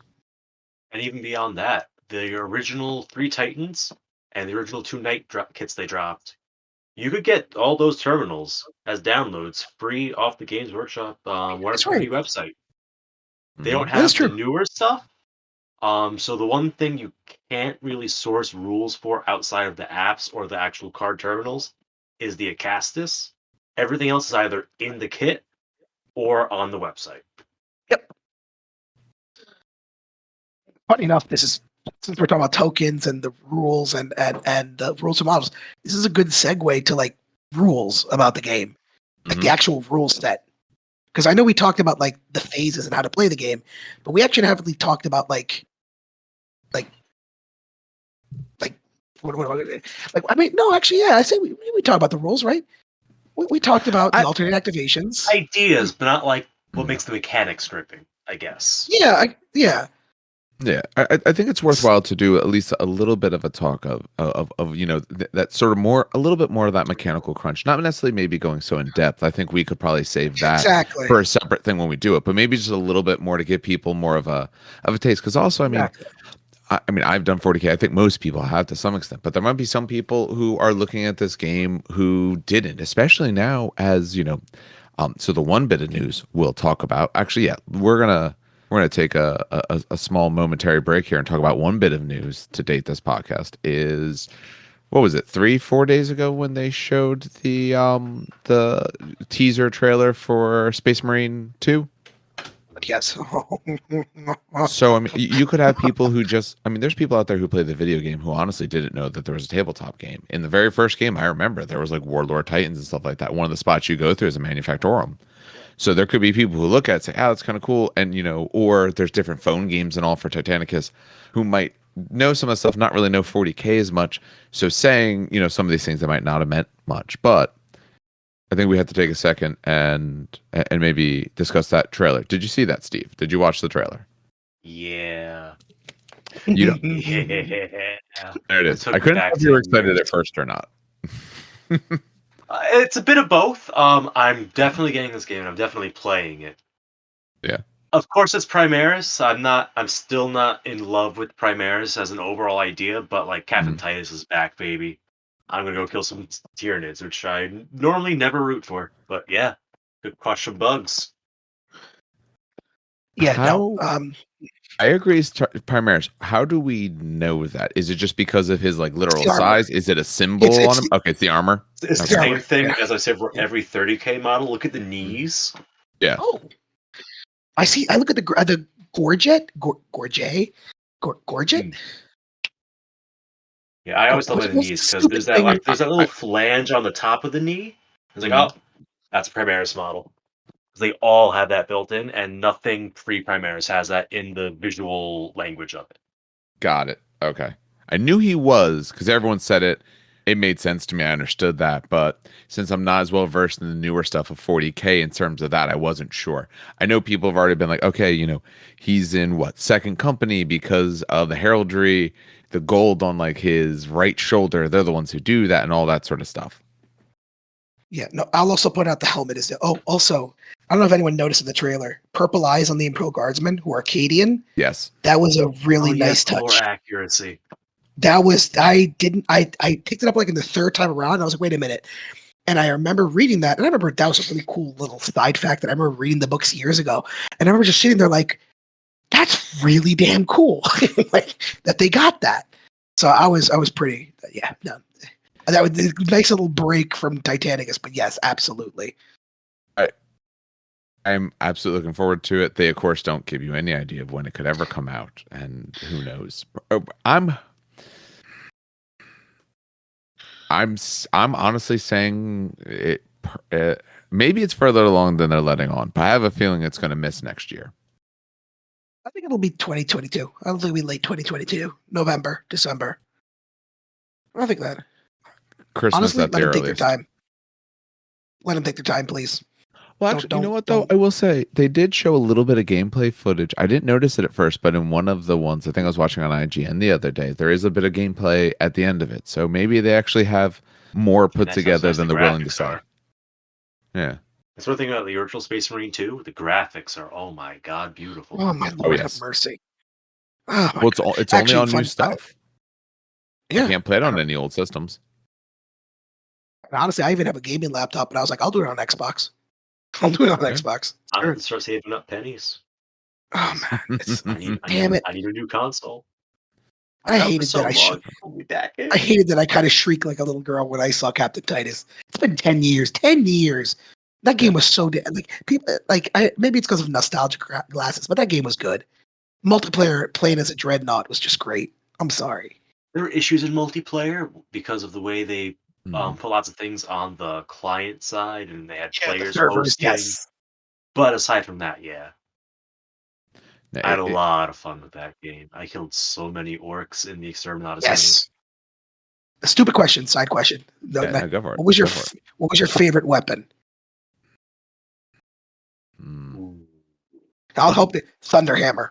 That Thunderhammer pistol. Fury done over Thunderhammer with. only if I Stalker got the Bolter? jetpack. Hmm. If I don't have I the just jetpack, then I don't want a Thunderhammer.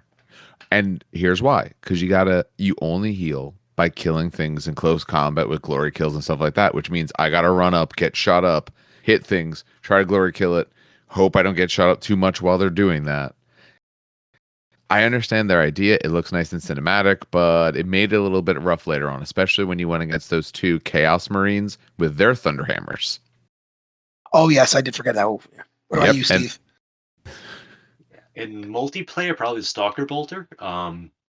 I can't do it nowadays. I don't know how I was so good at this when I was younger, but getting those headshots, getting the double shot out of that thing, oh my god, it was brutal. But in single player, in campaign, I mean the classic bolter is always nice. Just a nice all-round weapon. Either that or the storm bolter, I gotta think. Oh, Storm Yeah. Bolter was great. yeah, but What you about get you, that Dave? when you start. The thing I found with that Oh, is that by the time you get it, that's because you're going against like Chaos Marines, and those guys can just eat bullets for days. Oh Um, yeah. I don't probably the heavy bolter. Like it's horrible and inaccurate. It's great when they run close because you just tear them to shreds. Because I think when I was playing that, I really wasn't even doing much with 40k at that point. I think I maybe played a little bit, so that was like a really nice kind of first foray into the system and kind of seeing the world around it and all. And because when I played it, I didn't even know it was weird that you have this sorcerer who calls for corn to show up. I didn't even know that was a weird thing at the time. So, it was a lot of people got introduced to 40k because of that. I do know that. mm, Same thing with like Astartes on YouTube. Even a lot of kids got introduced to 40k because of stuff like that.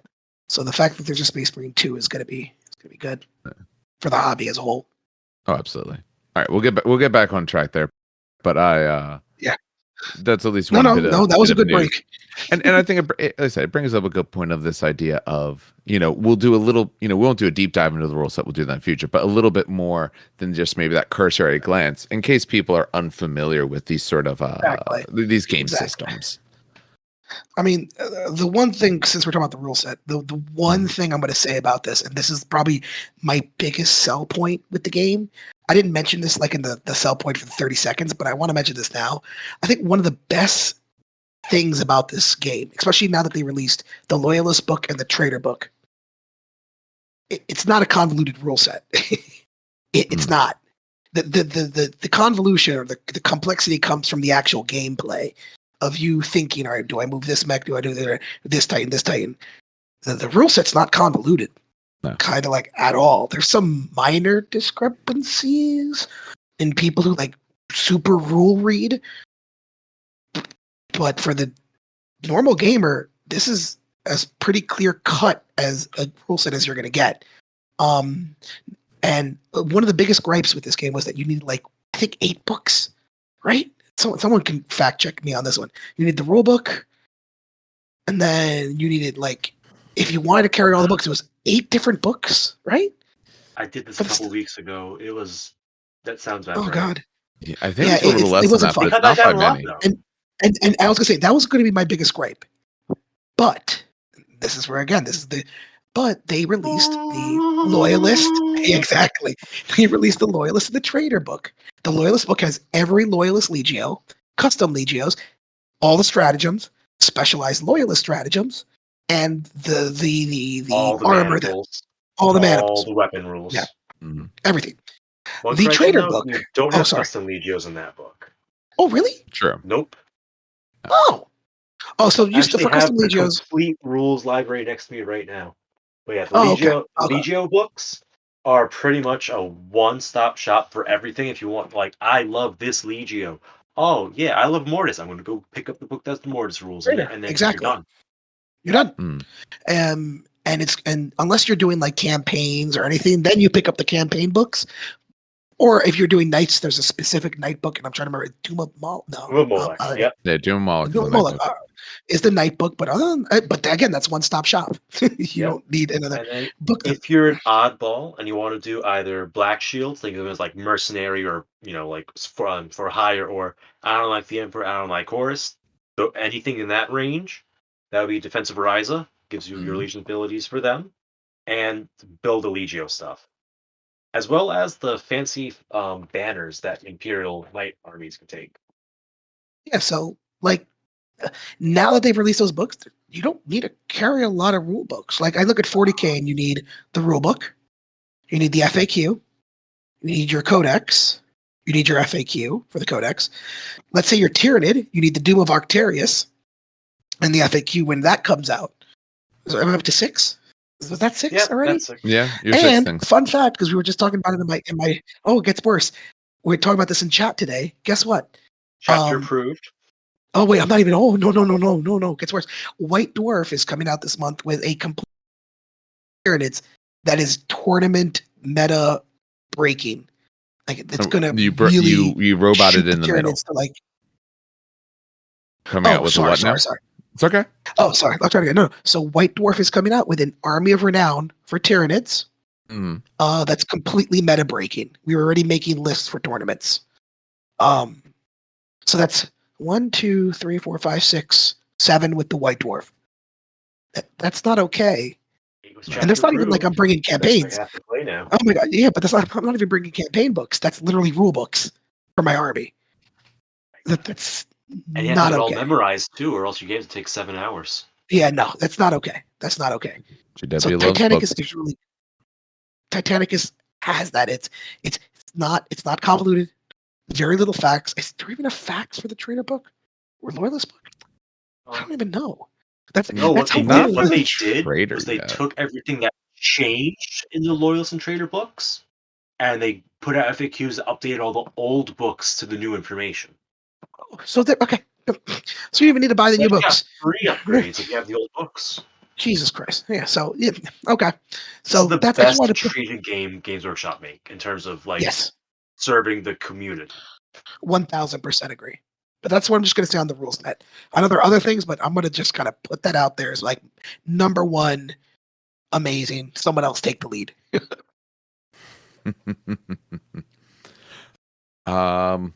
Steve, if you want to speak to any bit more of the rules, because it seems like you're running a lot more leagues. You're probably having to explain this to a lot more people, a lot more often currently than I Yeah. am. Yep. So yeah. How do I put it? So in this game, your positioning matters a lot. Mhm. It's not as forgiving as other tabletop games are, like 40K or Age of Sigmar. Titans can only attack things that are within arc for their weapons. They move at full speed if they're within their front 90-degree arc. Otherwise, moving at half speed to the sides or rear. You can only turn a limited number of times with your Titan. So on something like a Warlord, like if you have someone behind you causing problems, you have to deal with that. You're in your bad spot. Um, and even further, every weapon, it's by location, not by weapon, but every location the weapon can be mounted has a particular arc it could fire in. And usually that's a front 90-degree cone, but on your warlords and on the Warbringers, which is in between the Reaver and the Warlords, one of the oddball titans, their top weapons only fire directly ahead of the Titan. And it's Mhm. hard to get those arcs lined up if you don't have enough activations to respond with those heavier Titans, which adds a whole other level to list building complexity. So positioning is huge in this game, just for being able to attack.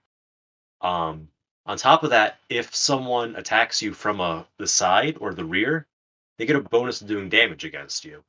And that combined with armor being blown off bonuses, maybe a Legio or a Maniple bonus, all of a sudden, you have a bolter that's doing critical damage to a Titan, which is not where it should normally sit. So positioning is huge. With Titans, if you're within 2 inches of them, you're underneath the Void Shield bubble, and you just bypass their shields. Like positioning and distance to target, because you have range modifiers, weapon by weapon. Like positioning in this game is huge, and that's something that might catch people off guard at first, who are more used to, say, 40k or Sigmar. For games like War Machine, you're like, oh yeah, that makes sense. I'm being flanked, they're getting bonuses, so I'm going to not let them do that. But yeah, that's one of the big takeaways I think on gameplay. Positioning is huge. It's mostly a d6 based system, so attacks are generally speaking, you roll a d6 to hit some number of dice based on whether it's a rapid fire weapon or a big weapon. But then other things use a d10. So when you're issuing orders to a Titan, you roll a d10. When you're determining who goes first in a turn, it's a d10. And some weapons, like the Melta-Cannon at short range, roll a d10 to do damage, which makes them, oh my god, lethal. I feel like I'm missing something big here. Dave, Dan, you got something there? Dave, you got some? Yeah. I mean, for that, I mean, again, for this sort of high level going over the rules, like I said, it's you have this D6 style system, like I said, it's this no pre-measure sort of system. We talked a bit about the way weapons work. We talked a little bit about the way the basic movement works. So you're going to move first, later you're going to fire. It's again this idea of this sort of back and forth. Getting close, be aware that depending on these Titans, a lot of them can be very, very slow. In general, I mean, there's ways to speed things up and things like that, but in general, they can be very slow. So, there is both ranged weapons. There's also melee weapons. Your rules of what type of skills you use change depending on that. So you have both a ballistic skill and a weapon skill. In general, your ballistic skill is better than your weapon skill. But when you get close enough, you're still allowed to fire your giant destructive gun that fires lava out, but you're gonna act like you're using a sword to do it. So you're gonna be using your weapon skill might make it a lot more tough. Talked a bit about that. We talked a bit about arcs. I also want to point out, Resource management. Well, okay, so I was also going to point out really quick, because you mentioned 40k players. Yeah.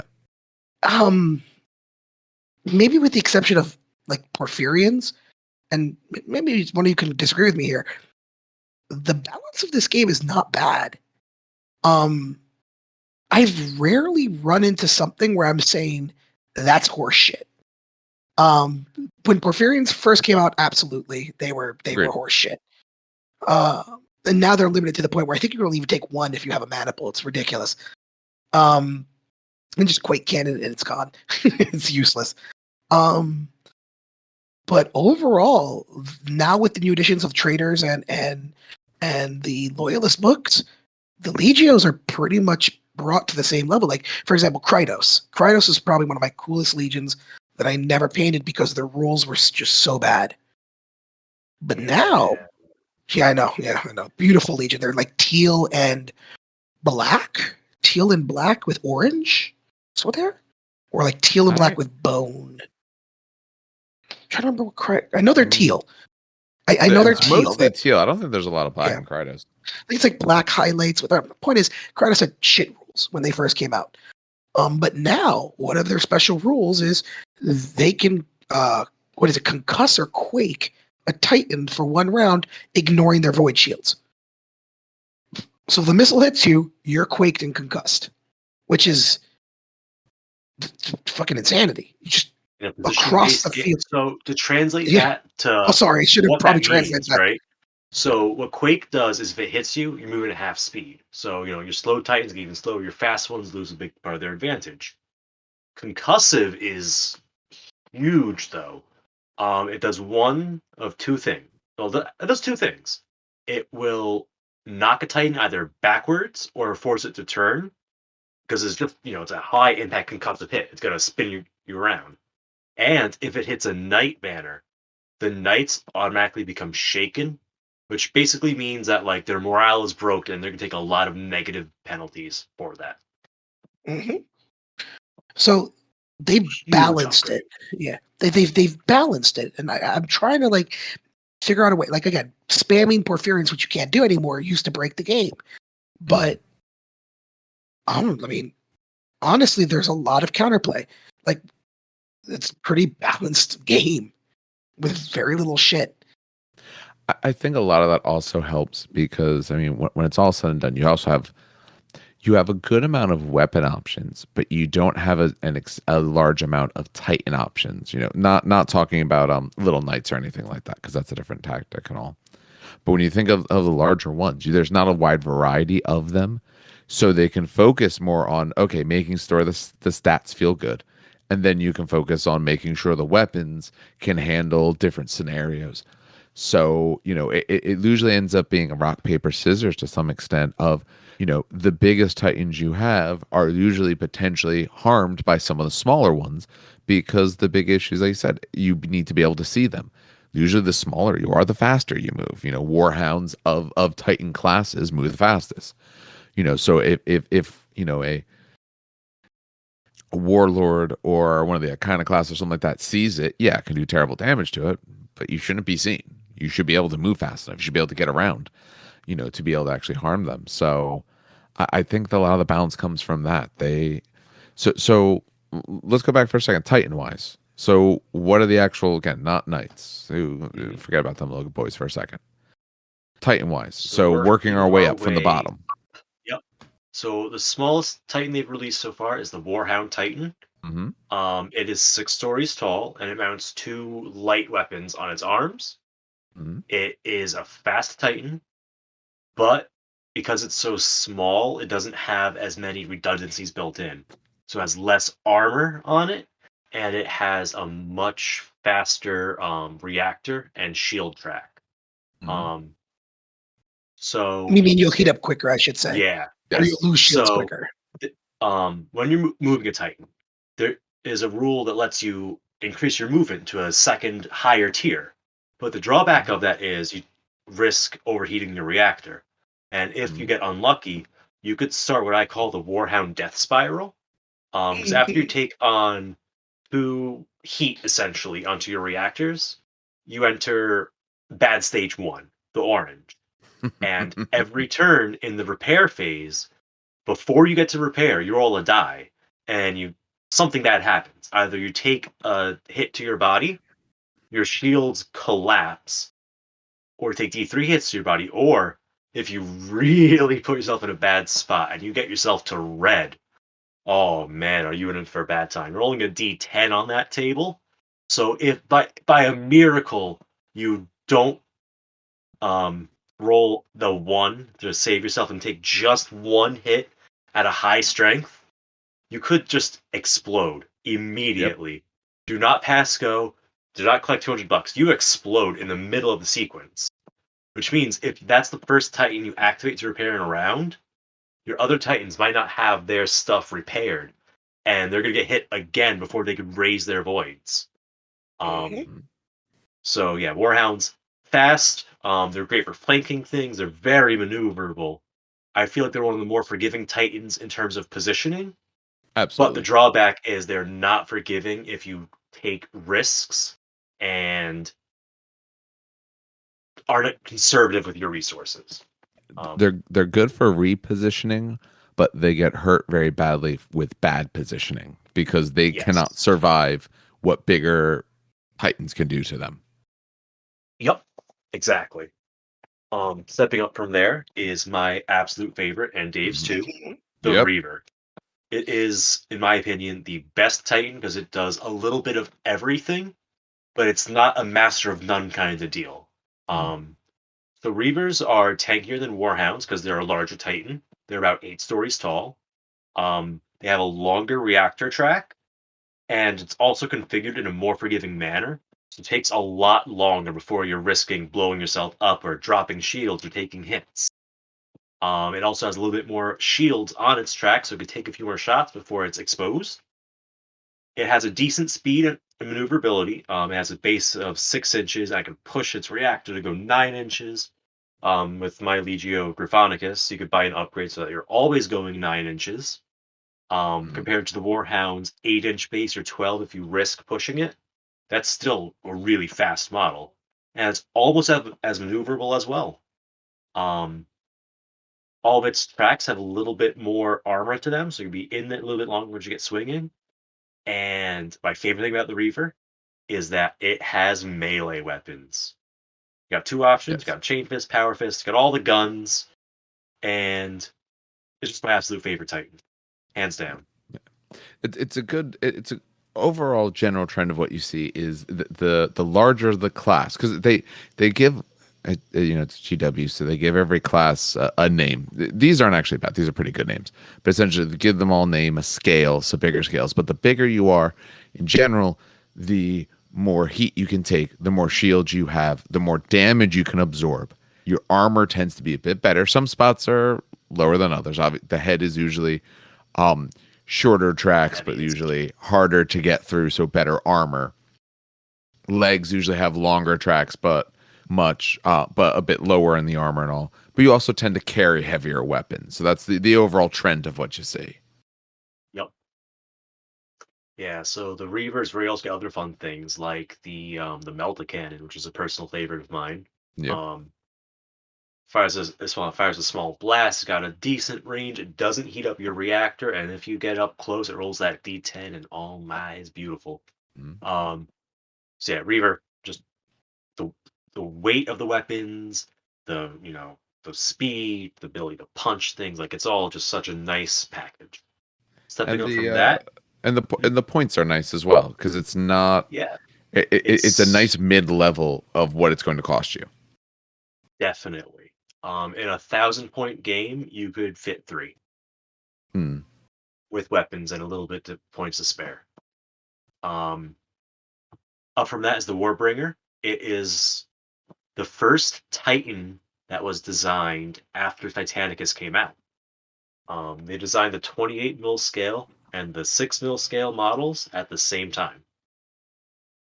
And they did several iterations of printing the design, seeing how it felt next to the other models. So that was, I think it was also the first had 28 scale Titan as well.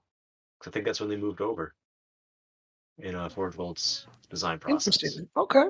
But yeah, so the Warbringer is like a Reaver, but it's a little bit slower, and it's a little bit less maneuverable, a little bit more durable.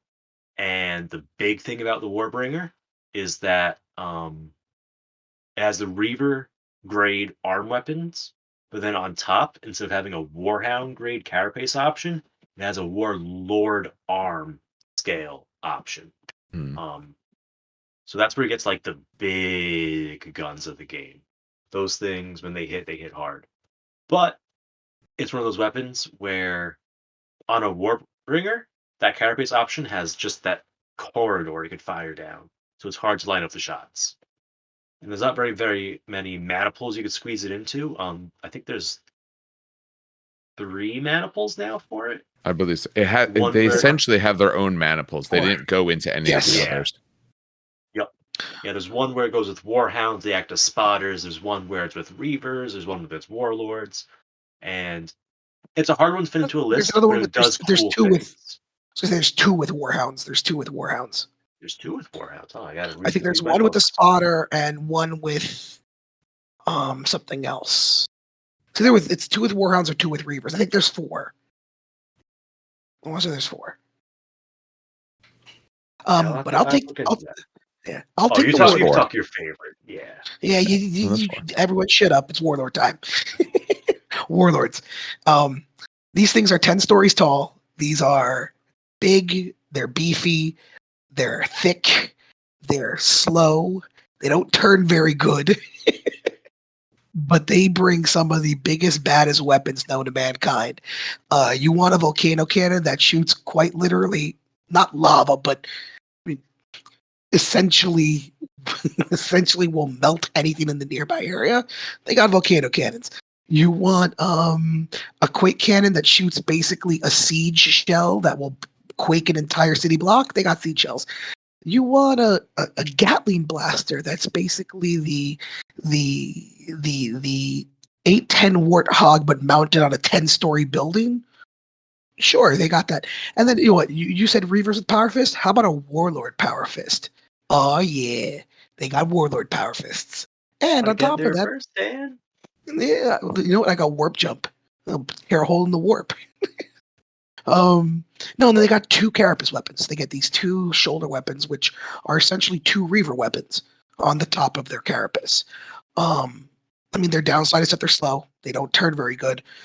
But you put these things in the right position at the right time, they will literally one-shot a Warhound before it even turns. It is they are the description of just death on wheels or death on legs. They're god engines. Yeah, they're god engines. They are the just amazing in my opinion. They're just good. You want something destroyed, you go with Warlord. Of course, they're not the biggest anymore though. No. They used to be the biggest. Mhm. Now we got thicker. We got thick boys, right? Who wants to talk about them? Because I'll do it again. Go ahead. You're already in the middle of it. I wouldn't dare step on your toes. I'm with right in this. the middle. Yeah, cover it. Oh my god, yes. There's 2 of them, and I always forget the trader version because I don't want the double melee. I always forget the name of him. But you have the War Master. The War Master is scale. What is the scale of a War Master? Well, Is it really 12? Jesus Yeah, Christ. it's 12. 12. Jesus Christ. It's a 12-story Titan. And there's the melee version and there's the gun version. The gun version owns essentially what is 2 plasma coils it's a monstrosity. It's armed with 2 arm weapons that is just plasma that will just shear through a warlord if it wanted to. It's armed with we call them tit guns. They kind of are. Essentially, they're warhound weapons, but mounted in the armpits of the warlord. There's 2 of them. So you got 2 Reaper You got. weapons too. Are they? Put a Oh yeah, melta that's in right. there. Yeah. There is a melta in there. Jesus Christ. So yeah, no, Mhm. it's got 2 Reavers, the 2 Reaver-sized weapons in its armpits. It's got 2 Titan-killing weapons in its arms, and then because that wasn't enough, of course, it's 40k on its Carapace weapon. It's got essentially a armor shearing missile. Is the nicest way to put that. And that's just the gun version. The melee version is I call it melee, but it does have an 8-inch gun that does also hurt immensely. But it's 8 inches. And it's Yeah, it's a melee version. The iconoclast is it is definitely melee, a but melee. and this is I mean I Yep. didn't mention this before, but like the way you choose your strats can absolutely change the way. So now with the trader book, you can have a War Master Titan literally move 12 inches if you want, and then move another TD6. It could get up 24 inches if you're lucky up the board, and just like then be in melee range, which is disgusting. But it's got 2 melee weapons essentially that either one will just again absolutely tear apart any Titan that it touches. It's just, I really don't even think a warlord can stand 2 of its hits, unless you completely miss. And then it can also run its wonderful tit reaver guns, its little armpit guns. And then instead of a missile, it's got because it needs it. I don't know why. It's got a huge Is it? It's not. It's not. It's not the Warhound bolter, is it? It's like stronger. It's an upscaled version of it, basically. Yeah, it's an upscaled Warhound bolter, essentially. They're insane. They run it. Silly. It's so silly. They're as fast as the Warlord. They turn as quick as the Warlord. No, they're not. They're 4/6. They are, because here's the thing about the War Master, right? Oh, that's right. I It forgot about is this. such an immense machine. I forgot They about this. had to make a new size of card terminal to run it. That's almost twice the size of a normal one. Because you got the 2 arms, You got your two armpits. You got your top gun, right? But then you get And one more thing you get to pick on your Titan. You get to pick your special ancillary reactor, and there's now 4 of them that are out. yes. And you can, I mean, to give you the very brief overview, one makes you cool down quick, one makes you move quick, one makes you, I don't know the melee ones. Melee ones you'll have to, yeah. Yeah. So I have this kit, so I can talk on this one. Oh, okay, there we go. One of them lets you do an extra smash attack while you're moving. So basically, you could kick someone in the middle of your run, or do an extra kick at the end of your run. So when you're charging, gives you more attacks, and it boosts your strength because that's because you need more than strength 1,000. And then the other one lets you get bonuses to shield saves. I think it lets you always boost your save and reroll ones. Like, No. I will honestly switch the reactors between the 2 versions of the Titans because to me it I sounds would, like the one that came with the gun one works great on the melee and vice versa. but that's the cool thing about Titanicus. You can do that. Yeah. The one downside is you can't switch the carapace and the arm weapons between them at this point. That does suck. But I'm not doing it at my tables. honestly, And I think everyone else is doing that too, but officially the answer is no. This is one of those honestly, games where I'll be, everyone's cool. And you say, yeah, hey, I want to do exactly. a melee arm and a plasma arm. You're like, yeah, that's cool. Do it. And I'll be honest with you though, the double melee, because I was now that I have the trader book, and I'm not going to go into super detail for the sake of time, but the double melee version can absolutely 100% get into melee and turn 2. Like it with I'm not even including mutations. So this is something slightly you can mutate trainer titans with demon abilities and demon powers, ignoring mutations, just completely ignoring that. You could still. What's the average on 2d6? 7? 7. Right? Yep. Is it? So I can move him 12, warp him 7, so that's already 19 inches. And then if I gave him the move order because he doesn't have any guns, move another 6. So 25 inches up the board on a 4x4 board. That's okay. Yeah, so a lot of people were kind of like, I know me and Dave talked about this, how we were kind of like, why does it have dual melee? That kind of sucks. And then the trader book came out because the loyalist book doesn't have a lot of those jinky stuff. It has more of like armor and like war gear and stuff like that. Although I know that the loyalists also have that you can push your Titan for no heat, which is kind of cool. But the trader book has a lot of like these weird kind of like, hey, here's a downside, but you can now like move extra inches. Like it's really interesting that they kind of, because it is fluff wise, and Steve, since you have it in front of you, what the hell is the melee Titan called? It's the War Master what? It's the Iconoclast. Iconoclast, thank you. Okay. The Iconoclast is technically traitor. You could use it as a loyalist, but it is technically just like the Psi Titan can be used as a traitor. Actually, no. No, they took that away? Oh, never mind then. Yeah. I lied. Yeah, you can't. Okay. It used to be non-traitor to use a Psi Titan. Okay, used to be. That's why people could. Okay, so good. You can use the Iconoclast as a loyalist Titan, but realistically, let's be honest. You want to mutate it, and you want to give it the traitor. You want to give it some traitor abilities because it's insane. But anyway, sorry, that was just a little side rant. Yeah. Another thing about this insane size of this thing, right? So double-sized terminal. Every single Titan in this game has 3 critical damage locations, right? Like you can take critical damage 3 times, and then the next time you take a critical damage, you die. This thing has 4. Your triangles all of a sudden are squares, and you look at the term like, wow, this thing is terrifying. It's beef. Yeah. And here's the thing. The absolute smallest game you could play with one of these things is a 1750 game. Yep. And I think Dan was looking at doing this for one of his games. What do you mean Dan was looking? Dan had the actual list ready to go. I was literally at the event like, yo, who wants to play some 1750? It's 3 Warhounds with 3 bolters. And then because that's all they could afford. And then the War Master with I had enough points to give it hunting auspexes, that's a Legio Furion thing. But yeah, no, that was 1750 on the dot. I mean, for as great and Yeah. crazy Oh as my we're God. saying You this could thing take is, 2 warlords.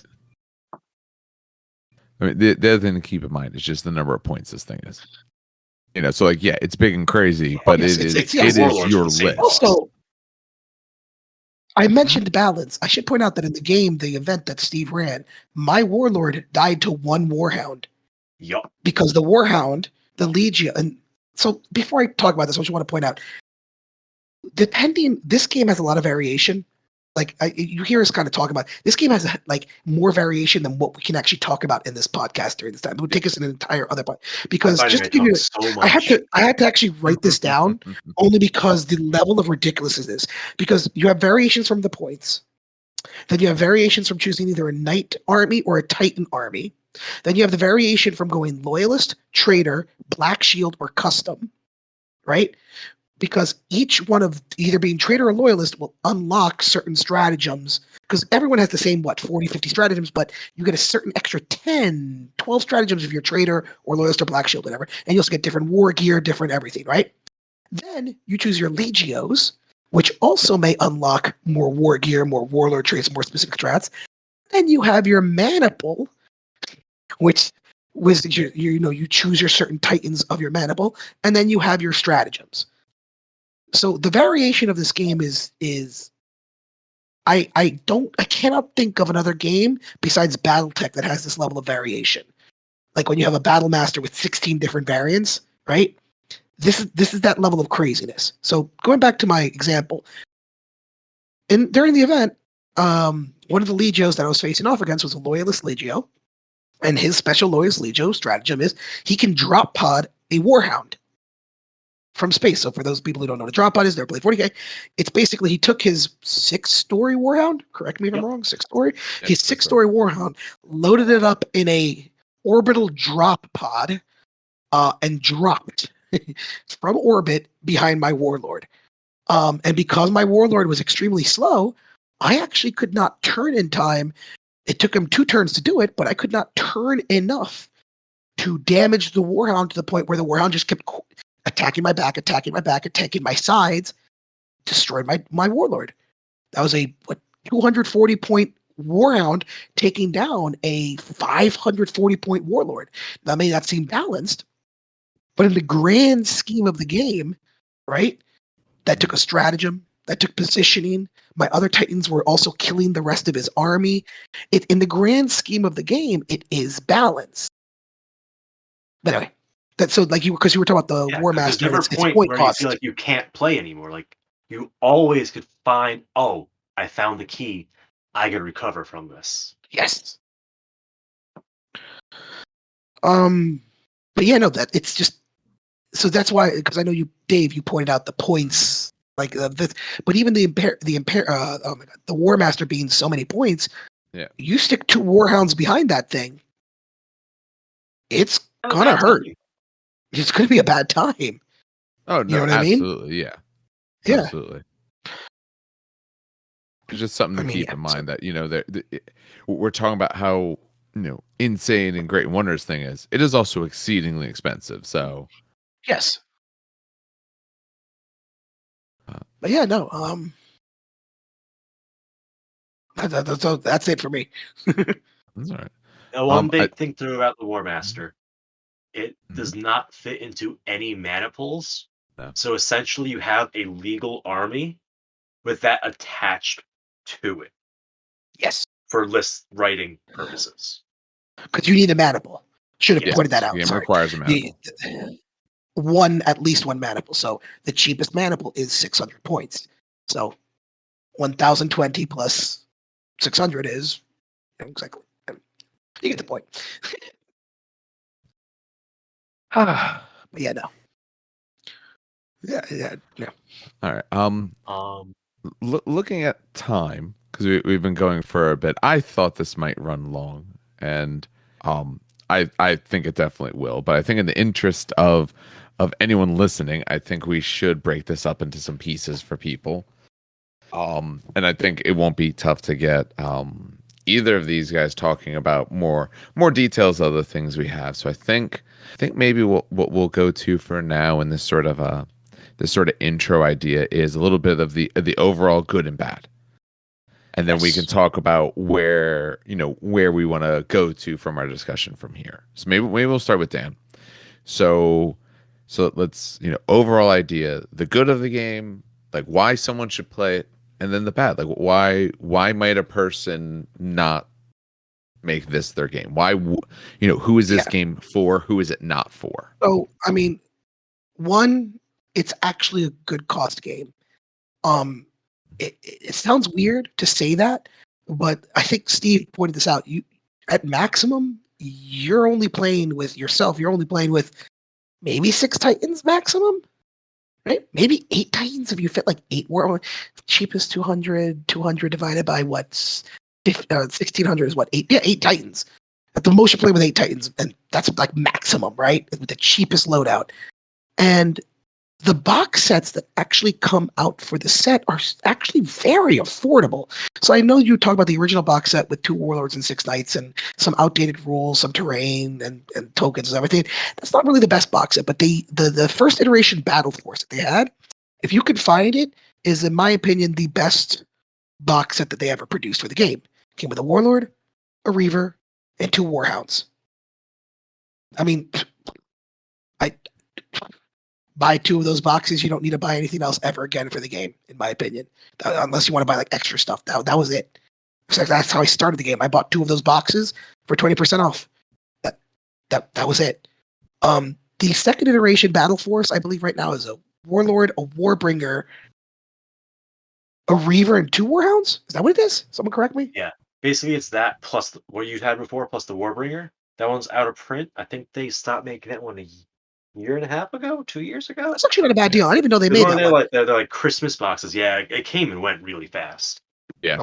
Apparently, but Jesus, that's really every now and then you could find that on a shelf somewhere. Like, oh yes, I need that. Yeah, so pick those, and even the now iteration is not bad.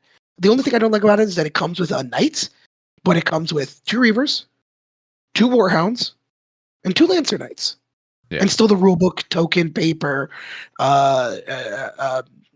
terminals. It's everything you need to play the game. Yeah. For how much? MSRP is $150. Your local game 150. store, if they're cutting your discount, they could advertise as low as $125. I think is the limit GW puts on them. Then I'll set you to 150. Yeah. Like 150 for a game.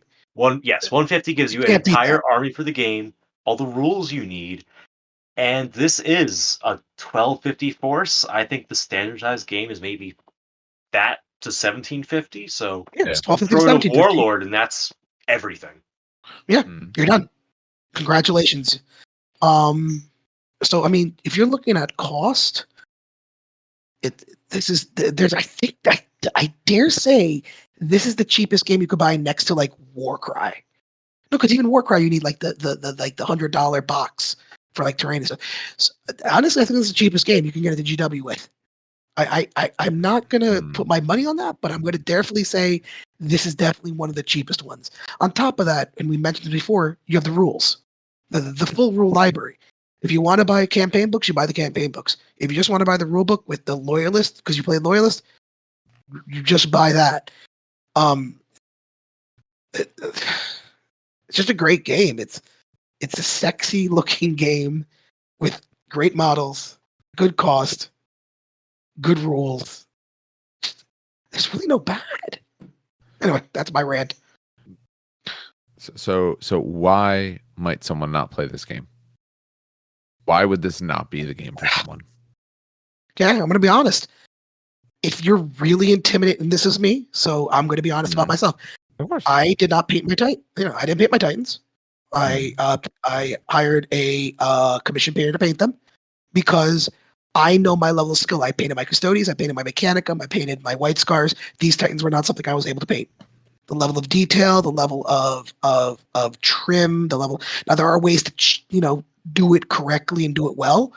I was not able to do that. So that might intimidate you. That you have to spend that much time kind of painting and kind of doing it. So if you're like that OCD super detailed painter, maybe not the game for you, especially if you want your army to look nice, because it's going to take you maybe a month to just do one Titan. But doesn't mean that they're not hard to paint. It's just, I wanted them painted well. That's the nicest way to put that. That makes sense. All right, we'll go to Steve next. And so why should someone play this? Why might they steer clear of this game? So the thing I love about this game is that it gives you these great, these moments, right? Where just things happen. It's like, wow, that was intense. Just these narrative beats that happen organically, like in other games, like, I'm going to play a stratagem because my captain's going to do this amazing, spectacular feat. Like, nah, this is just a thing that organically develops. Like, oh no, my Warhound blew up because its reactor's too hot. But in that process, I damaged the Warlord because Titans don't really die quiet, right? So you get these moments that are just wow. And even if you don't have those crazy moments, just like here and there's these little things happen. It tells a story. This game tells a story every time you deploy. And, like Dan said, the rules are great. We've been gushing out models this entire time. And the setting is just a great thing too. It's one of those things where it's like, yeah, I'm gonna throw on some weird like gothic choir music in the background, roll some dice and go engine kill. Like it's just a fun thing to let yourself Fucking get lost nerd. in. A fucking nerd. No one does that. Let me just hide my music real quick. Now the downsides it might push someone away, and this has happened with a couple people I've talked to, is some people that have been tabletop gaming for a long time have GW burnout. Oh yeah, And that's a big thing. they'll look at other games that are currently being made and they'll be like, wait a minute, they did what with that game? I don't trust them to, to treat this game right. They're just gonna, change it all in the next edition, make it all invalid. But that's not how they're treating this game. This game is something that is good, and they're letting that good stay. Like it's good stuff. It's a fair concern, but not necessarily a valid criticism. Yes, exactly. And then like just some like nitpicky things when you get to actual gameplay. Some scenarios work better at certain game sizes than others. And then, if you're playing a knight army, that makes everything a little bit weird. But other than that, like I love this game. I don't know if I could ever say like, this game is not for people who like tight rule sets because it has a tight rule set. Yeah. It's not for people who, who need a story driven. It's got story to it. Like it's got everything.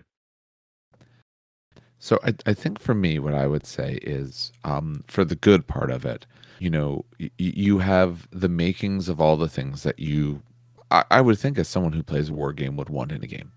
You have good looking models. You have a nice rule set. You have an ease of entry overall. The ease is a bit complicated due to being able to paint and things like that. Because, like I said, these models you're painting them in stages, or you're probably not getting the level of paint that you want out of it, and you might not be a person who cares, and if that's you, that's fine. But if you're someone who is invested into the hobby, you probably want to try to do your best on it, which is going to delay your ability to play the game because you're going to be putting these together. You're going to be doing skeletons first, then you're going to be painting panels and putting all that together. So I think it has a lot of the makings of what you want in a game. To me, I think the biggest downside to the game, and this is true of a variety of games, but I think it's more true for some of these specialist games, is depending on where you live and who is around you and all, your ability to actually get a chance to play it. So getting a use out of your investment could be fine, or it could be exceedingly difficult. It's sort of a running joke on some other podcasts that they mention Titanicus, and like they say, it's the best game you're not playing. Where we are lucky to be at stores where we're able to foster communities, and there's players and they kind of got in themselves. It can be hard to get people into a specialist game. It could be the burnout from GW. It could be that they're playing a variety of other GW games. It could be, the cost isn't bad, but there's a cost, a time commitment, and a gameplay commitment. And some people aren't looking for that. So I would say that the biggest issue you might find is if there are not people near you who play, is trying to get people to play. We've talked in the past on the podcast some strategies to get people involved in the games you like and everything like that. But unfortunately, when it does come to more niche games, it is a bigger and bigger hill to climb. Although, if you really do like it, if you like the sound of it, if you look through it, it's not always the easiest to find on GW's website. If you go on the website, you do type in Titanicus. They don't have a nice little separate heading right across the top, but you can look through, you can scroll through and just see how nice it looks. But there's some other downsides. Some people don't want skirmish games. This is absolutely, other than even compared to Marvel Crisis Protocol, this is the most skirmish of skirmish games because of how few things you can have and all of that. But I would say the biggest problem is, are you going to realistically get to play?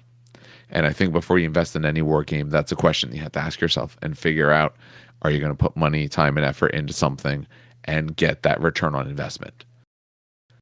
That's not to say, though, that there's absolutely people who paint and do stuff like that and don't have any intention of playing. But if you do want to play, see if you can get some friends in first, talk to some people, try to drum up that interest. Because the last thing we would want you to do is get all this stuff, get nicely put together, and everyone just tell you, nah, we're doing this other game instead. We're not looking at it. I will say, as a slight side note, I would dare say, and Steve can agree with me or disagree with here, I would dare say that Heresy is a much harder game to introduce to people than Titanicus. Only because Heresy, because they're both niche games, but Heresy is all resin, all Forge World, with the exception of the plastic box they released a year ago. And they might be releasing a new plastic box, but we don't know. They haven't released any info. Whereas Titanicus has a plastic box. It's a box. So it is a little easier. Like, it's almost like the Necromunda. It's like Necromunda level easier because it's got the box in front of you. You don't have to order it from Forge World. But it's a very good, valid point. But it's not a bad comparison. But comparing it, if you're talking about GW properties, but like Heresy is probably, like, depending on where you live, could be like one of the hardest games to get people into. And if you're on the East Coast, some other stuff might be as hard. Like if you want to play Wild West Exodus, go to California. But that might be one of the toughest because, like you said, it's not easy to get and it's very expensive to get. This is at least easier to get overall. Definitely cheaper to get overall. But when it's a smaller game, it's more niche, and that makes it tougher. They do have it on Tabletop Simulator, though. So there is at least always those sort of options, and there's tons of Facebook groups and Discord servers and all that kind of stuff about it. So if you're just itching to play, and maybe where you are, you can't necessarily get your friends to play, there's options. There's digital options. You can try it out, get into it and see, and maybe talk to other people and find out that, maybe there's a store within an hour of you that plays, and maybe they host stuff or something. So... any other closing thoughts, gentlemen? I just want to shout out. Listen, if you are going to buy Titanicus, you can always bling out your Titans. I remember I did want to shout out because I know I shout them out a lot, but Versatile Terrain makes nameplates for Titans. Battle Bling makes bling for your Titans. And there's just, if you own a printer, there's just so much shit you could print for your Titans. Yeah. I mean, for Christ's sake, Steve, the Knight player that we had at the event, remember he had a whole Khorne Knight army. I wish I was joking about this, but all of his Knights were so heavily modified to look like Khorne Knights. Chains, bells, the works. They were all just 3D printed. Like, it was just nuts. Nuts. So, like, chaos upgrades, sprues, little bits from here and there. The skulls box is a big one too. Yeah, so you can literally if you do like this game, you do step in. There's a warning. It's the ocean is vast. Yep. It's one of those things where you will get lost. So good luck. That's true. Yeah. it's kind of tough to dabble in this because there's how potentially few models you need. If you're getting in, you're going to have a full list. It won't take many models to do it, but you're going to get in and get a full list. You're not playing Oh yeah. you're not playing the game at like 500 points or anything like that. You know, you gotta go for it if you're going to do it. Not necessarily. I guess this could be a time to talk a little bit about what I've been doing. Okay. So at the club by me, I've been running a league for the last month and a half now. Mhm. Slowly building up in points values, and we had an event 2 weeks ago to kind of cap off the first leg of the thing. Um, so we started really small, 750 points. Lets you do 2 Warhounds and a Reaver, 3 Warhounds and some Knights. A little bit of variety, not a ton, but it lets you get into the mechanics of the game, right? Okay. It's a little over half the starter box. Get the starter box, extra box of Warhounds, and that's 2 people's worth of stuff right there. Mm. And that's a completely valid and enjoyable game to play. But now we set that up another 500 points. We're playing 1250 right now, Mm. which because of the way list building works, you could go up to 1500 in the league's rules. And now all of a sudden, like the guy's like, wait a minute, I could drop a warlord on the table now. So we got one guy that has a warlord and 2 Warhounds and a maniple, and he's doing cool stuff. So even at smaller point games, it's something it's interesting stuff going on. But you definitely at some point you got to play a big one. Yeah. At the event, I set up a 2v2 game, and I'm sure Dan has some strong feelings on that. No, I loved it. Wait, whoa! Yeah. I loved it. I didn't The say there strong were feelings in bad love. strong feelings, Oh, but there were okay. definitely strong feelings. Oh, that was amazing. Yeah. So, the event was the Battle for the Rocky Land Space Elevator. I built this insane 4'2" spire, which represents the base of a space elevator, kind of like the one in the Halo games. At its base, it is 2 feet across in an X shape, and it was the center of the scenario. Um, we had 2 players per side, each brought a 1250 list. Um, Dan, the madman, brought 2 Warlords and 2 Warhounds and a maniple and launched them across the table. On the other side of the board, we had a Legio Tempestus player that was batting for the Loyalists. Split his army in 2, gave half to a guy that just wanted to play, get a feel for the game. And one of his Reavers was carrying it's called a Warp Missile. Sorry, not Warp Missile, a Vortex Missile. Turn 1, he's like, you know what? I'm going to fire this missile. What could go Oh wrong? Lord.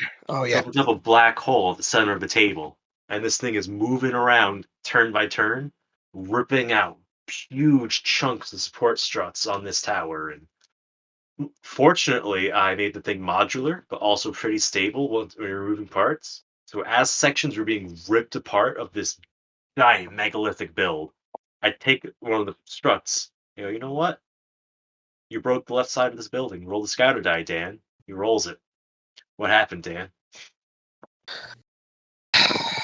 It landed on me. Yeah, it Yeah, it landed on me. I survived. The 2 enemy warhounds that it also landed on, not so much. um, but yeah, it's just those types of games are just like I said. It's so like it's hard to explain. It's hard to give credits to narrative play. You can do Sure. narrative, but this wasn't really a narrative game. This was a matched play with a narrative attached to it, right? So this was a match play game with narrative attached to it. But the narrative came naturally. You know what I mean? The fact that the stupid void missile did, like, I'm a traitor player. I'm supposed to be killing civilians and attaching their dead carcass to my body. The fact that a loyalist player launched a void missile and did more civilian damage than I did with all of my titans dying and shooting is hilarious. And I, like, at the end of the match, I was like, well, you sure you don't want to be for the traitor side, civilians? Because look what the loyalist did. That's a lot of collateral damage. Join the War Master. We don't do this to our friends. So it's a kind of funny narrative. It's a good game. It's a good game. Got top three games that I play. Top 3 games that I play. That's a hard list. to Yeah. be in, because I'm very picky. All right. We will definitely have to pick more up of this later because we obviously didn't get through even everything of just those basics. But hopefully this at least, gives people some sort of idea, some sort of vantage point. Obviously, I said go look it up. I'm sure any of us would be more than happy to talk about the game at any point. I do want to thank everyone, and anyone who does listen for listening. Like I said, I do apologize for missing last week, but we had a few things come up, and with the holidays, it makes it a bit rough. But once we get into the new year, things, at least for me, lighten up, and I think for a lot of people in general, lightens up, or at least the stresses of the season kind of go away, and that helps a lot. We're definitely going to do more on Titanicus. I at least would like to be able to continue this discussion, go through a more in-depth rules dive, and then there's various books, and I think that would be good to be able to talk about those, about different legions, just things of interest, since we have this is a game that there's at least from our perspective, a lot of interest in. I'm not entirely sure what we're going to do related to next week. PAX Unplugged just occurred, so we definitely want to be able to discuss that and talk about things. It's going to be a little more, probably a little more board game focused, although Dan did do a Horse Heresy event there, so we'll go through that. But we'll discuss some board games and some other good stuff. Maybe we'll try to see if there's anyone else who wants to come on and talk about their experience at PAX as well. As always, I said thank you for listening. If you want to reach out, the email is trainkickersnj@gmail.com. I'll work on some other, once the school year ends, some other useful ways to get a hold of us and all. But on behalf of everyone, we will see you all next time. And thank you. See you next time.